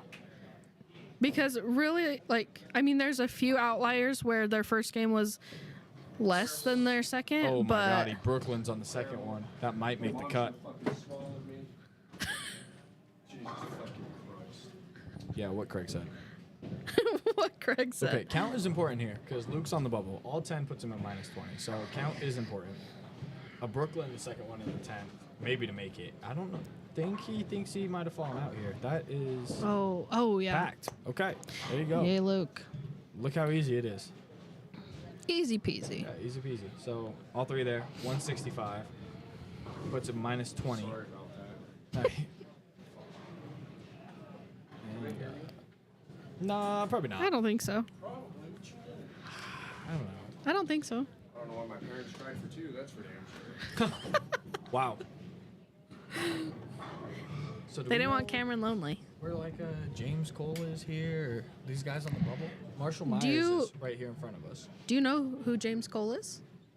James Cole? I don't either. If we switch cameras, that's Marshall Myers.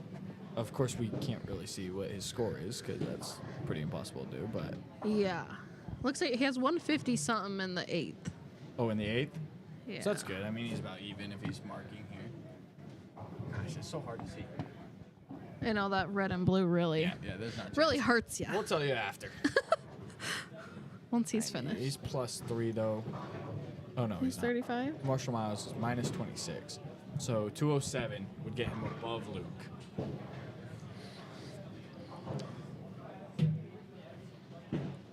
Don't know if he can get there. Oh, that is not going to help a lot.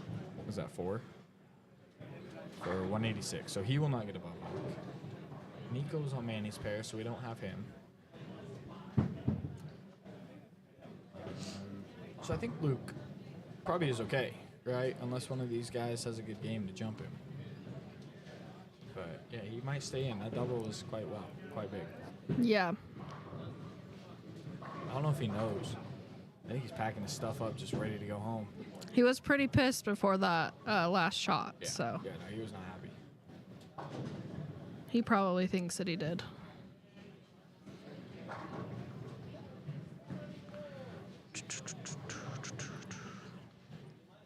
It's so hard to tell. I mean, you never know, but Yeah. I think he probably stays in.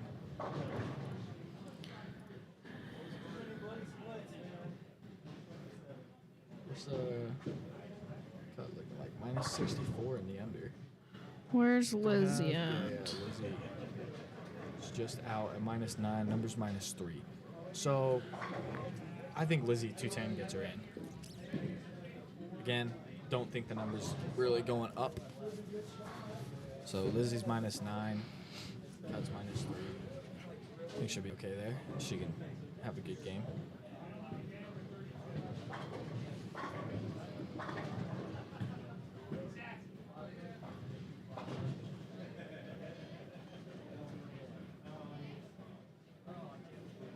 I'm gonna go walk around, check out scores, see who everybody's at. Okay.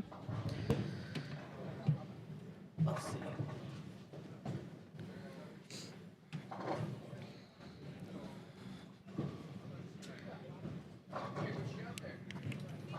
What up? Can you some dinner? Gracias. Oh, no. Have you ever been there? Have you been there?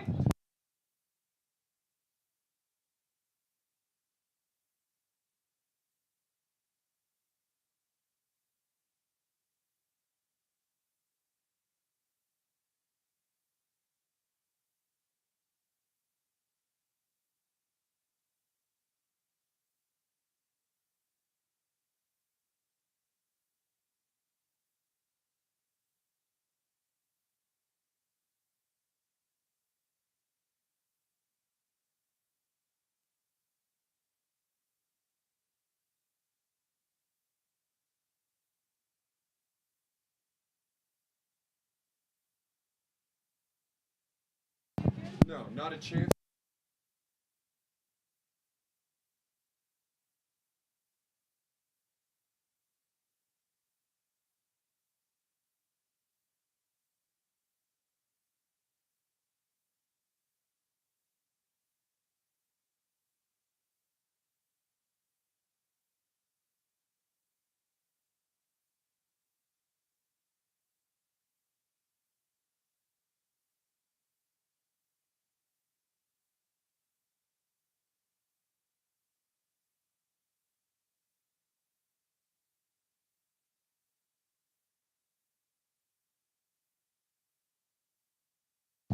Can you guys hear any lane noise at all, or is it just silent? Because it's kind of To me, it looks like it's not playing, and I think that it's because it's coming from camera 1, which died and I can't reach.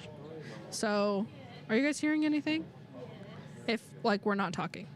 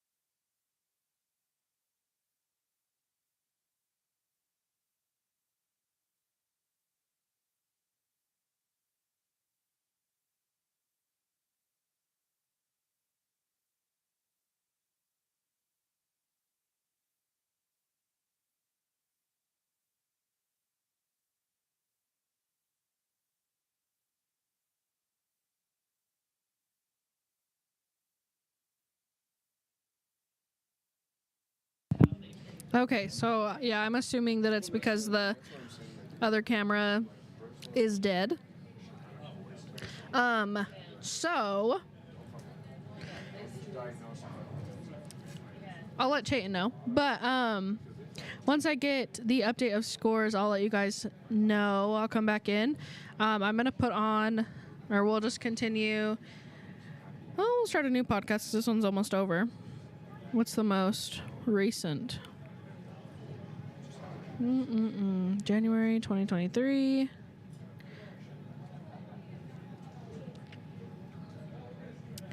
Okay, so this is March 29th, 2023, because obviously we haven't done a thing or a podcast episode for a minute, but we're going to start up again. Anyways, so this one's about the Utah State Open Championships from 2023, which is the year that I started bowling. So you'll probably hear about me not bowling great, but I'm going to play that for a minute just so that you guys aren't just like listening to nothing, since they're all finishing up. And then once I get all the scores, then I will come back to you guys and let you guys know where we're at.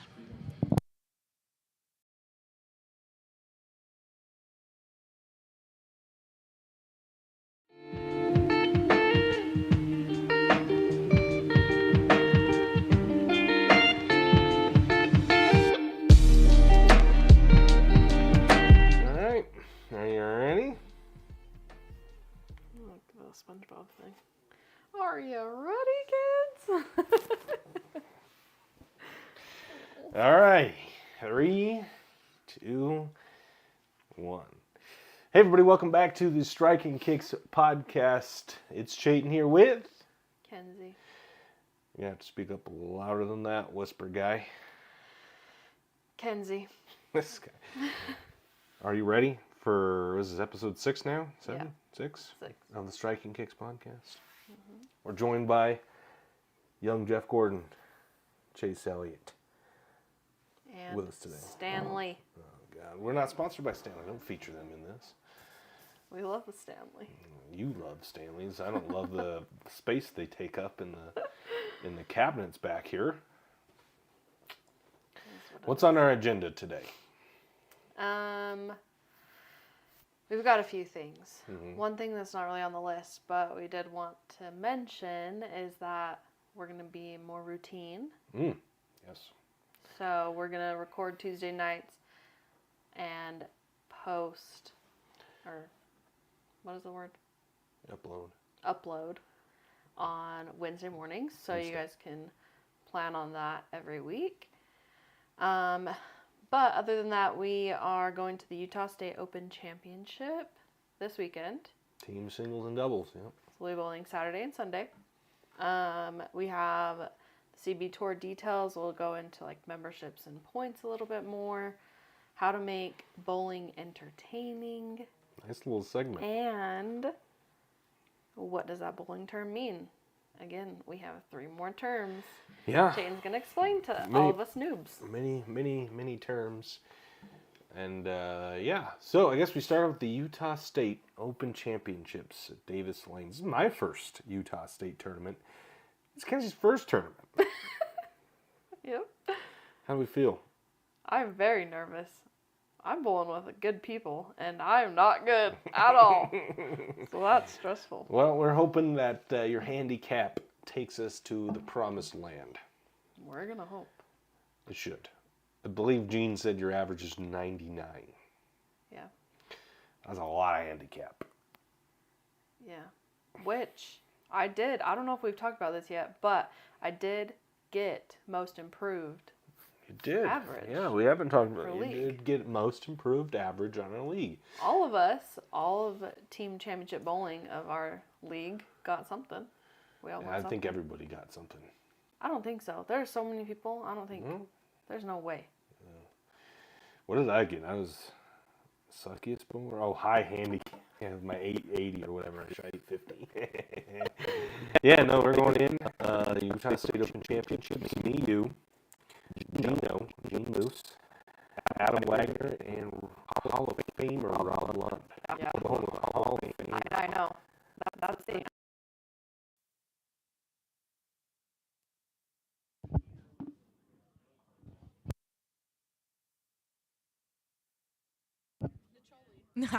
Hey, it's Nicole. I'm trying to see if Ken's still in the chat.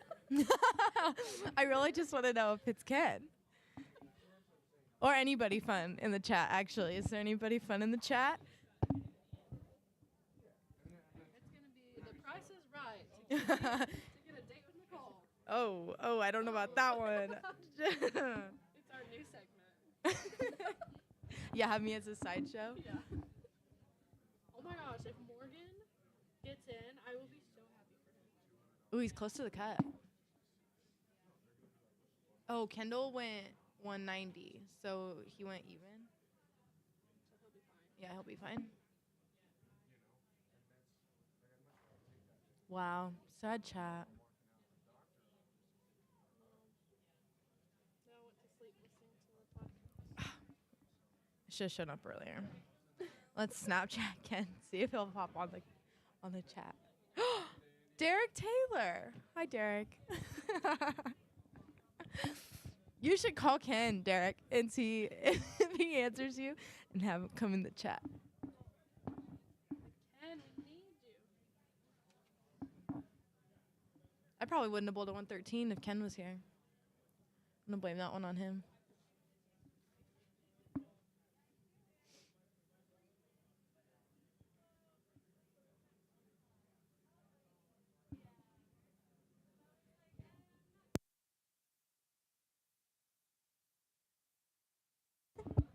Yay, thank you, Derek. He's calling Ken. We're recruiting Ken back into the chat. Okay, good. Texting him is fine. That's awesome.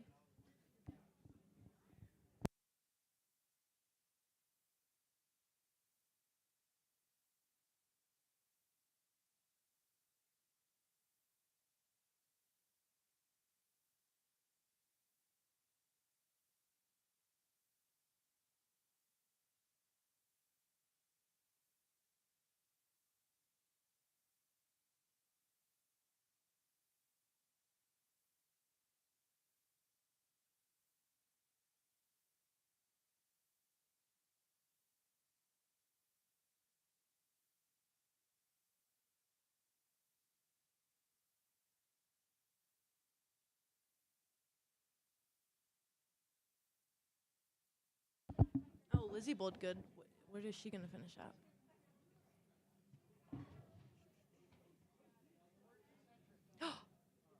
Oh, right now, Lizzie Reese is at the cut for senior women at +1.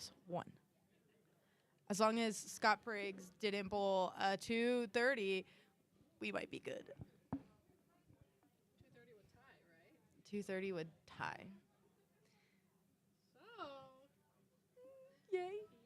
my god, I might cry for Lizzie. Because there's still another squad after this that adds to that. Yeah. Which will help, maybe. Ken! Ken! Oh my gosh, guys. Ken is in the chat. We miss you too. Did you, Ken, let me know if you saw my scores. Ken. Did you see my scores from yesterday?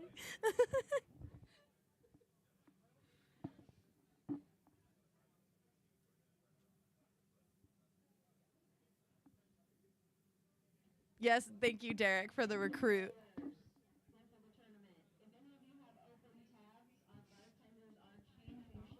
them practice.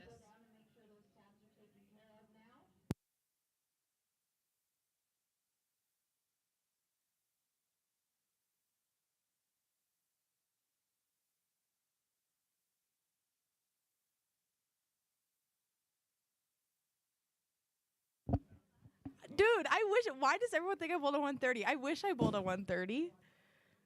I bowled a 113, bro. Ken's in the chat. If you were still here, I wouldn't have bowled a 113. Just saying, I'm kind of sad.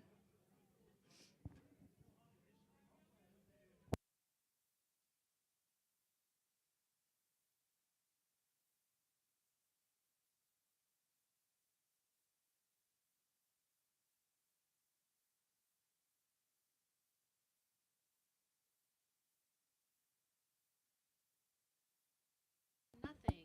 Because camera 1's dead. The camera 3. Yes, Ken, I did make it on accident. I saw that it wasn't moving, and there's nothing. I don't know how to fix that. And I can't reach the...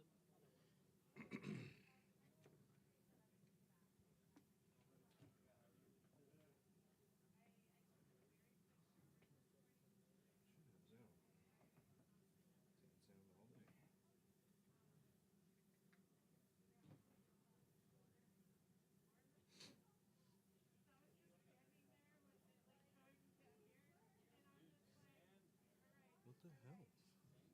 Is that the sound from the lanes? Is that your? There should be, yeah. It's just dead silent. Yeah, dead silence. It's not dead silence with me on the chat. I turned it off, and I put the podcast on until we got all the scores. Oh, the scores in? Nicole's dating show. My dating show? No, my recruiting Ken show.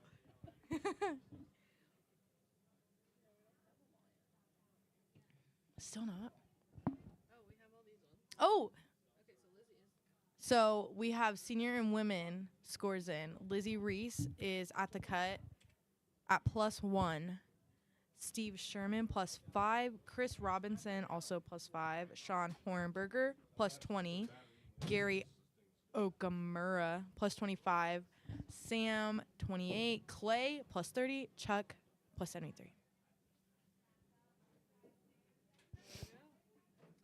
where's my mouse? The under. Collect Sean some swag when you get sick. Yes. Give me just 1 second. I will come find you. No, wait, I'm on 26. Okay. Between 26 and 30. So. Perfect. I owe Megan too. Oh, yeah. So I'll just bring both of them to you. That works. Okay. Everyone for 199 under? No. Still missing a couple people. Okay, I'll leave that to you. Oh, what? Guys, they left me unsupervised on the stream.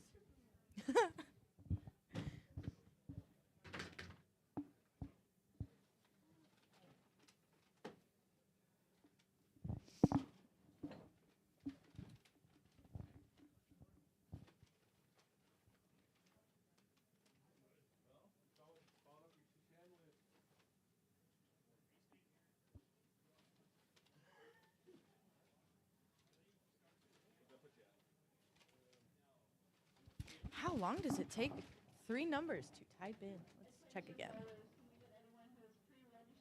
Yeah, what were they thinking leaving me unsupervised? Worst decision Chayton's ever made. Leaving me in the stream. All right, we're waiting on 3 scores for the open.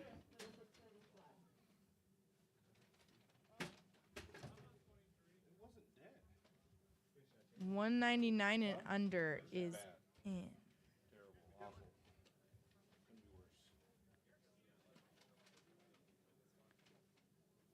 Is this right for the 199 and under?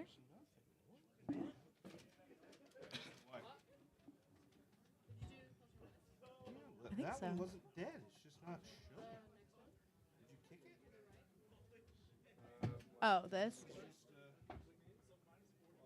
Oh, okay.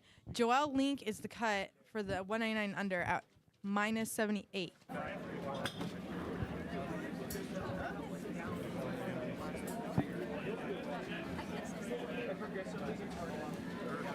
Is Yannick there? Yeah, he's here somewhere, Ken. Riley's here. Ken's in the chat.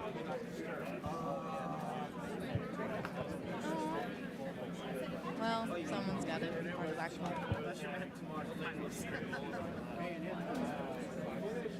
Number one fan. The pattern? Someone more qualified than me has to describe to you what the pattern was, but it was really hard. It was like, how many feet was the pattern? Nobody's listening to me. Yeah. Oh, right. They're fancy, guys. You could type in exclamation point pattern.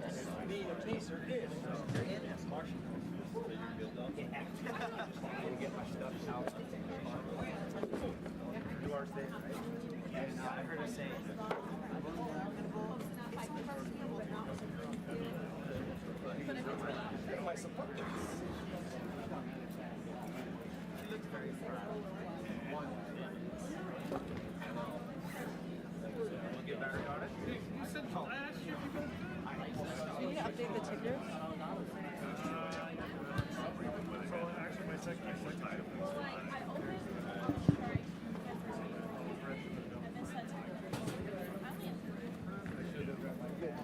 That was very low.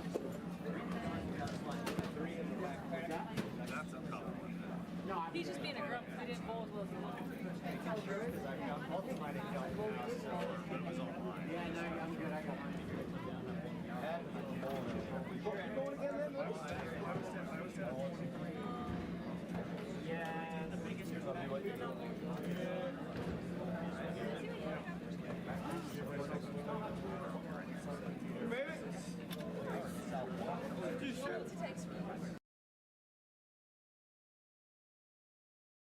But I'm as good once as I ever was. Yeah, because it makes sense that way. Not ever be.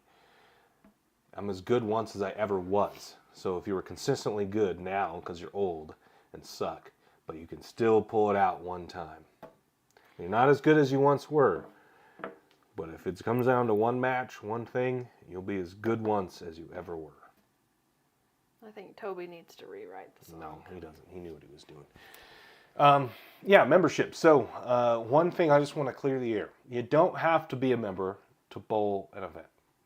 You don't have to be a member to bowl an event. Now you get perks, like with the elite membership, which Kurt Zabriskie, member number 1, and Joe Lapon. Huh? It's Lapon? I thought it was Lippin. I don't know. Kendall said Lapon. Maybe it's Lippin.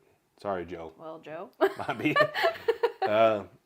Joe, member number 2. Yep. Number 2. Shout out to those guys. They are both elite members, and that gets you $10 off every entry. So you bowl all the events, basically pays for itself. Mm-hmm. And you know we're about transparency here, and that money is coming out of the expense money. So each tournament's about $50 in expenses that we collect from lineage to the equipment we have to buy for like banners and stuff, and a little bit of our cut and the points money. All those kinds of things. About $50 per tournament that is in expenses. So that $10, instead of us taking that $10 out of the $50, which we normally would do for equipment or for our time or whatever, that we're not taking that for people that bought memberships. It's almost like a prepayment, I guess, of your expense money. I don't know if you want to look at it that way. It's just a way to look at it. But just to be transparent, it's not coming out of the prize fund, this $10. Yeah. The prize funds will always stay the same when you get in. But yeah, just wanted to clear the air. Some people have asked me, tell me about this membership. You don't need to be a member. What the membership does, though, is get you in the points, right?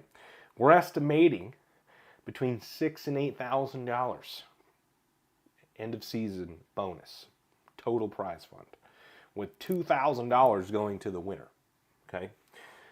Plus the championship ring, which is going to be pretty cool. But if you want to be a part of that pool, you have to be a member, whether that's the basic membership at $25 or the elite member at $50.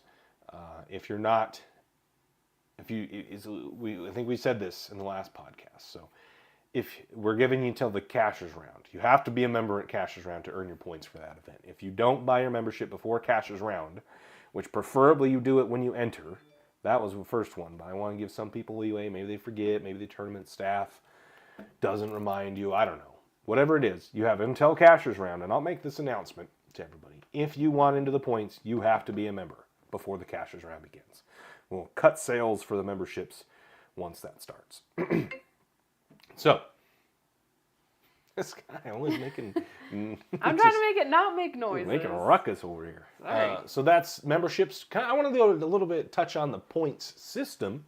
Our point system I built to be competitive, but reward people that win. You know, I don't necessarily want people that, you know, make just cash, you know, 40th place or whatever, make it to the Cashers round, but because they bowled every event, they win the points championship. You know, you still maybe have a good shot of cashing potentially in the points championship, but that doesn't necessarily show who the best bowler is. So there's a heavier weight. It's skewed for those who win. So if you win a tournament, it's 1,000 points. Second place, 800 points. Third place, 700. Fourth place, 600 points. And then it's 650, and it goes down by 50, then 25, and then 10, I think, like something like that. It's all on the website that you can see. But it is skewed towards people who win. Now, the CB Masters, 500 extra points across the board. Everybody receives 500 extra points. So if you win the CB Masters, instead of 1,000, it's 1,500. Instead of 800, it's 1,300, so on down the line. Also, we have bonus points. You shoot 300 bonus points. You get, what is it, 10, 100? No, it's 50 and 100, I think. Right? 4. Bonus points. I think it's 1,500. It's 50 for a 300, and it's 100 bonus points to the highest qualifying. Whoever leads qualifying. And that's in every tournament. Every event. Yep, every event. Now you can, multiple bowlers can hit the 300 pot, the 300 bonus points, but you can't hit it multiple times. I almost thought about it, but I don't know. One time deal. So that's kind of the point system. Check it out if you haven't already. It's pretty interesting. Again, weighted towards those who win, but you know, if you have some solid finishes, you know, if you bowl all the events and you top 20, I think you have a real good shot of making some money in the end of season points. But it is skewed for those who win, and I'm really hoping it's a tight race when we go to the Tour Championship, which sounds like hopefully here soon we'll have some details on. Yep. So very soon. That is the Points Championship. And, all right, so that was memberships, Kens. So what's next on the plate? How to make bowling more entertaining. How to make bowling more entertaining. Okay, so the plan with this segment is for Kenzie and I to come up with to two things that can make bowling entertaining. Because I would say that in a lot of cases, we think that sometimes the bowling on TV is a little boring compared to other sports. And our business is to sell entertainment, basically. So, two ideas from each of us. Kenzie will start to make bowling entertaining. You can't judge me. There's no judging here. On my answers. Okay. Okay. Number one. Don't look. I'm going to peek. Okay. So, my first one is people need to stop getting so mad. Says you! No, I'm not saying the bowler.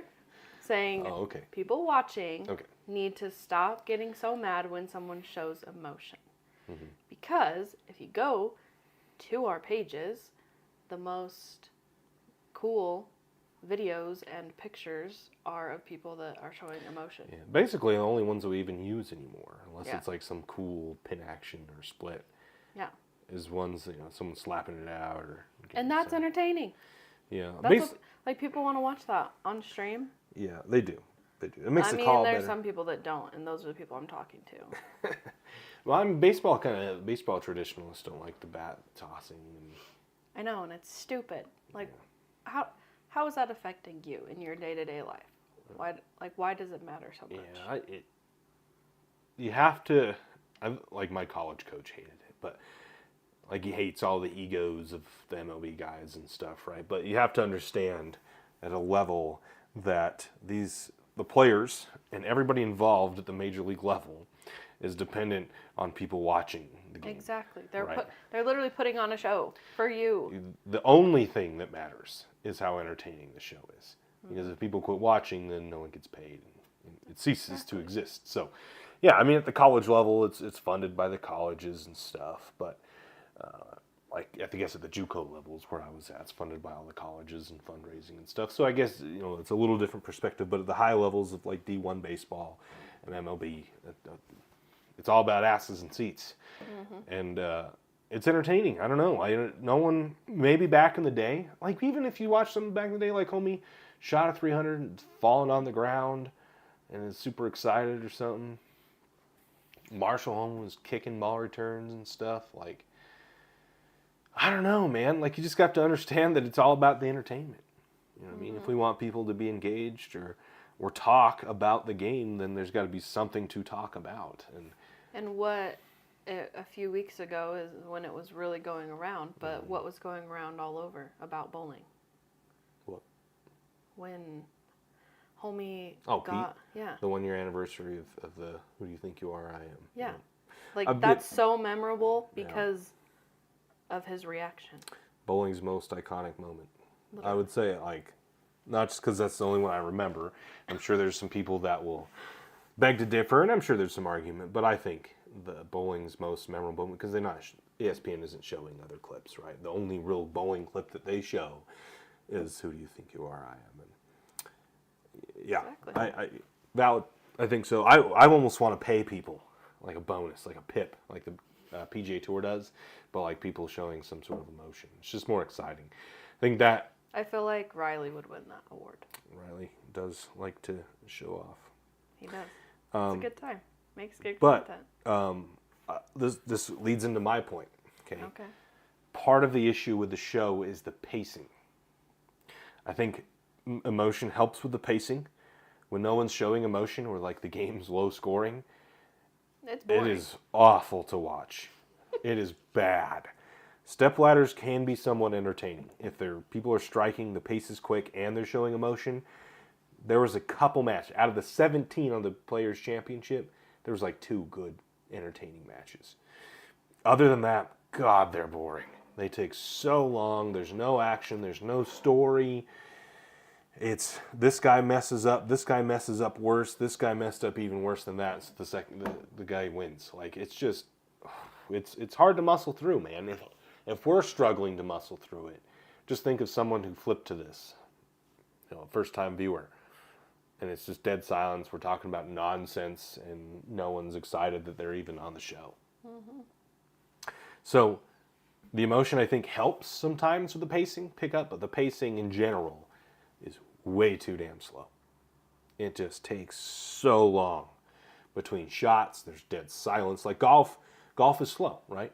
The advantage that golf has is besides like the 18th hole of the final group, there's other people on the course playing at the same time. So some homie hits a shot. Oh, it's good. Cut to the next person that's on hole 15. And we can watch their shot, right? So like we're not just watching them walk over to the ball and it's just silence.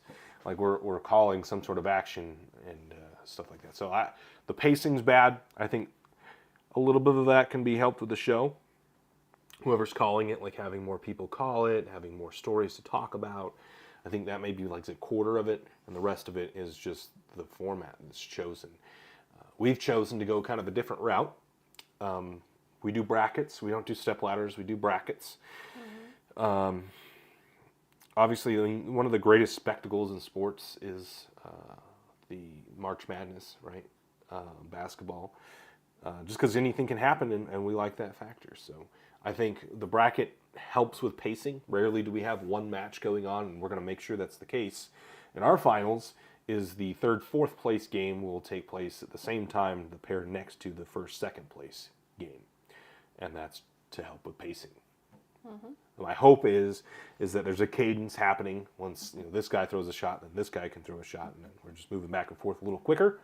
I feel like when they were separated, like they didn't affect each other who was going, and it just took a long time. So I want them next to each other, third, fourth place game, 1, 2 place game, we're going. There's shots constantly. Is my hope. Make it quick. So pacing, I think we need to speed it up. Okay, emotion, pacing. Do you want to do your next one? Nope, you. I feel like this one's going to be lame. People are going to judge me. But anyways, I think that, so in all sports, you always have a favorite. So I think you should pick a favorite, whether it's a professional or an amateur, or whoever. Because then you can follow along. It's more entertaining for you as a viewer if you're watching to see how Gio does, or Andy Kinney, or Daria, or whoever's in the tournament. You have a favorite you're wanting to watch, and you're continuously learning more about like their game or how they're doing. Them on social media, they post all the time, most of them. So, I don't know. It's just more engaging for you, I guess. It's a good point. It's valid. NASCAR. My man Jeff You and have Chase. a favorite. Yeah, Baseball, I think, you have a favorite. Football, you have a favorite. Yeah. Whether it's a team or an individual, bowling doesn't have teams, but like you can have a favorite individual bowler. I think your point's good. I don't think it's a bad point. I think it's actually needed. I think the issue that people have a tough time picking favorites sometimes is because you get such a small view of the tournament, right? You don't, in the PBA level, unless you're a Bowl TV subscriber, right? You only get to see the top 5 or the top 17, right? This one time we got to, so. But that's what I'm saying is if you're following along on like their social media and they're on tour, I feel like most of the people that are on tour that could be your favorite, they're posting about it. Excuse you. We'll see how many comments are good about that. No, I think that's valid. Like, you just don't get to see it. Like, if you follow, like, if Gio misses the cut, you then ever get to see them. No. Right? A majority of the people that are PBA fans, like, if, let's say... You're not always going to get to watch your favorite player or team in a championship game or anything like that. Right, exactly. So what do? Exactly. You follow them on Instagram, watch them on YouTube, whatever you can do. Yeah, but you don't get to watch them live, you know what I mean? What is happening? What just happened? What happened? Oh my gosh. This Colby sent in some horrendous messages on Instagram that just made Kenzie die. What did he say? Colby said, SportsCenter can lick his hairy nuts for posting this, with a swear word in the middle of that. For posting what? It was that video of Diana. Oh, but a different one. Like, she threw a grenade behind her. I don't know. Oh. I didn't see that. So, valid point, I think. That's the thing. With NASCAR, you see all your drivers, right? There's at some point you can watch your driver, right? Golf, you can follow along with your player. The 300,000 people, whatever the viewership, the ratings are. I think they had 1 million on the first tournament. It's just not really been very good after that. Those people can only see the people that made the show. They never get exposed. Like we said, I think a good conservative number is about 5,000 people subscribe to Bowl TV. Maybe I'm wildly off and they make way more money than we think. But if that is the case, very few people then get to actually follow along with their bowler. Because, I mean, there's one clip isn't enough, I feel like, to form like a really, I like this guy. You know what I mean? You don't get to see them, how they react under pressure or something, where they just missed the cut. So. But for the people that are like, I guess, kind of in our area, we have quite a few of the same people bowling the tournaments that we're covering or our own tournaments. and you can always find somebody there that a lot of times they make step ladders or whatever. Like we cover a lot of them. Yeah, we try to. If someone, has a family member in the field and they get even in the afterwards, like posting reels and stuff afterwards. Yeah. Yeah, so, and like you can connect with people. We try to tell stories about these people. We try to talk about them during the stream. We try to post about them or something. Well, I throw it kind of like that kid or something, and then you can come to the stream and watch them try to compete and stuff. But you just can't do that. The way bowling's set up, how we only have these made-for-TV events with a 5-person stepladder, you never get to see it. Yeah. So, one thing with our thing is it's free. You can watch. Everybody can watch it. There's no paywall behind it, and we stream, the whole tournament. So if there's someone in the field that either misses the cashier's round cut, you still probably will be able to get to see them. Especially if you like to, you throw a demo down there. We'll make sure we get your guy on camera. Your people seen. But we try to make sure we have a pretty good distribution. Tell some stories in the chat we engage with. Tell some stories on social media with reels and stuff. So we try to create an engaging environment. So that happens sometimes. We'll be like, who do you got in this match, right? We'll run a poll in the chat when there's a match going on or something like that. Maybe we'll have the name of the person as the giveaway and you spam Josh link or some link in the chat. Something to that extent. We try to create stories to get people to connect and be relatable, I guess. But even, I guess, like, even if you don't just have like an all-time favorite, but you are in the stream or watching PBA or on Bowl TV or whatever, just finding someone that you're like, oh, that person like throws it really well, like being interested in them along the way. Like I feel like that's just like that's entertaining. Yeah, I think it is. I think sometimes like if you say, oh, I don't like that guy, then everybody's like, why, you piece of shit, why don't you like him? Or like, well, you don't have to say you don't like someone, you just say you like this person. But then people like cook you for that too. Bowlers just like cooking each other. That's because y'all rude. Yeah. I know. Okay, what's my second? That's a good point. Not a bad point. What's my second one? Didn't get this far. The first one. I guess we'll just go with the part of my pacing point is we're doing a bracket instead of just straight games of qualifying. Our kind of motto for the tour is less qualifying, more matches. I think we have a sufficient amount of games to figure out who deserves to be in the top 24 or 32, whatever it ends up being, whichever tournament it is. 7 games is kind of enough, in my opinion, I think, to determine if someone should be in. That's 5 games of qualifying and then 3 games. It's 8 games actually. It's 5 and 3, so it's 8 games total.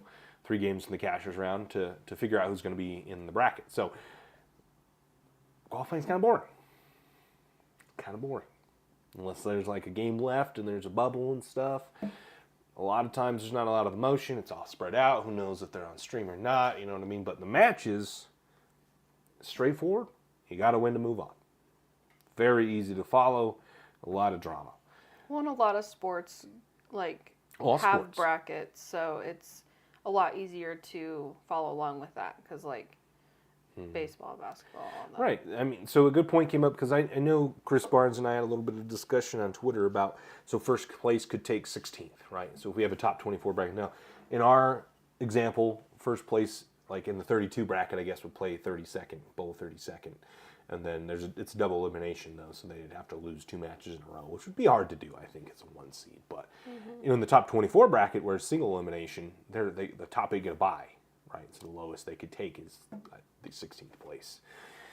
Which, yeah, that could happen, and that's cool.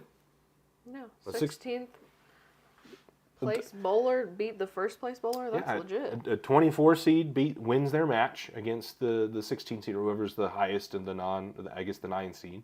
So 9 bowls 24, 24 wins, bowls the 1 seed wins again. That's pretty cool. Don't think it'll happen, but that's pretty cool. But I think that's what makes it cool, is that doesn't happen all the time. Right. Like, Exactly. so then if it does happen, it's like, whoa, holy shit, that's legit. We're hung up on like the one-off scenario here that the first place bowler could take 32nd place. Like, yeah. That's going to be a story. I tell you what. Like, and this is the thing I try to get across to people. is that it's not all about the competition. Like, we want the competition to be fair. We don't want a gimmick, or right. We don't want it to make it look silly. But it needs to be entertaining. Because, and if you look at all these major sports, the money is coming from outside because the product is entertaining. So if we don't make an entertaining product, make sure that upon completion of this, that you take all of your equipment with you. It's a 3-game qualifying squad. You're going to be moving to the right after each game. You'll be skipping 3 pairs to the right after game 1 and 4 pairs to the right after game 2. For the open division, the cut ratio is 1 in 6 by the squad. We are going to be taking 7, so the top 7 scorers are going to be advancing to the finals based on this squad in the open division. And then for the 199 under and the senior ladies division, it's going to be 1 in 6 for the day. So we do have the cut scores on there on tournamentbowl.com, so you kind of keep track and see where you are at. If you do make the cut today, make sure that you're ready to check in for the finals by around 11 o'clock or so tomorrow morning. Cut off by 11:45 a.m. at the latest.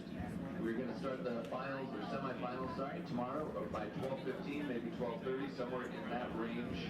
And we'll also be drawing for the Coach K scholarship items with the raffle tickets tomorrow while they are oiling the lanes at that time. So, all right, bowlers, with that all said, I want to wish you all good luck and good bowling, and your lanes are now going to be coming on for 10 minutes of practice.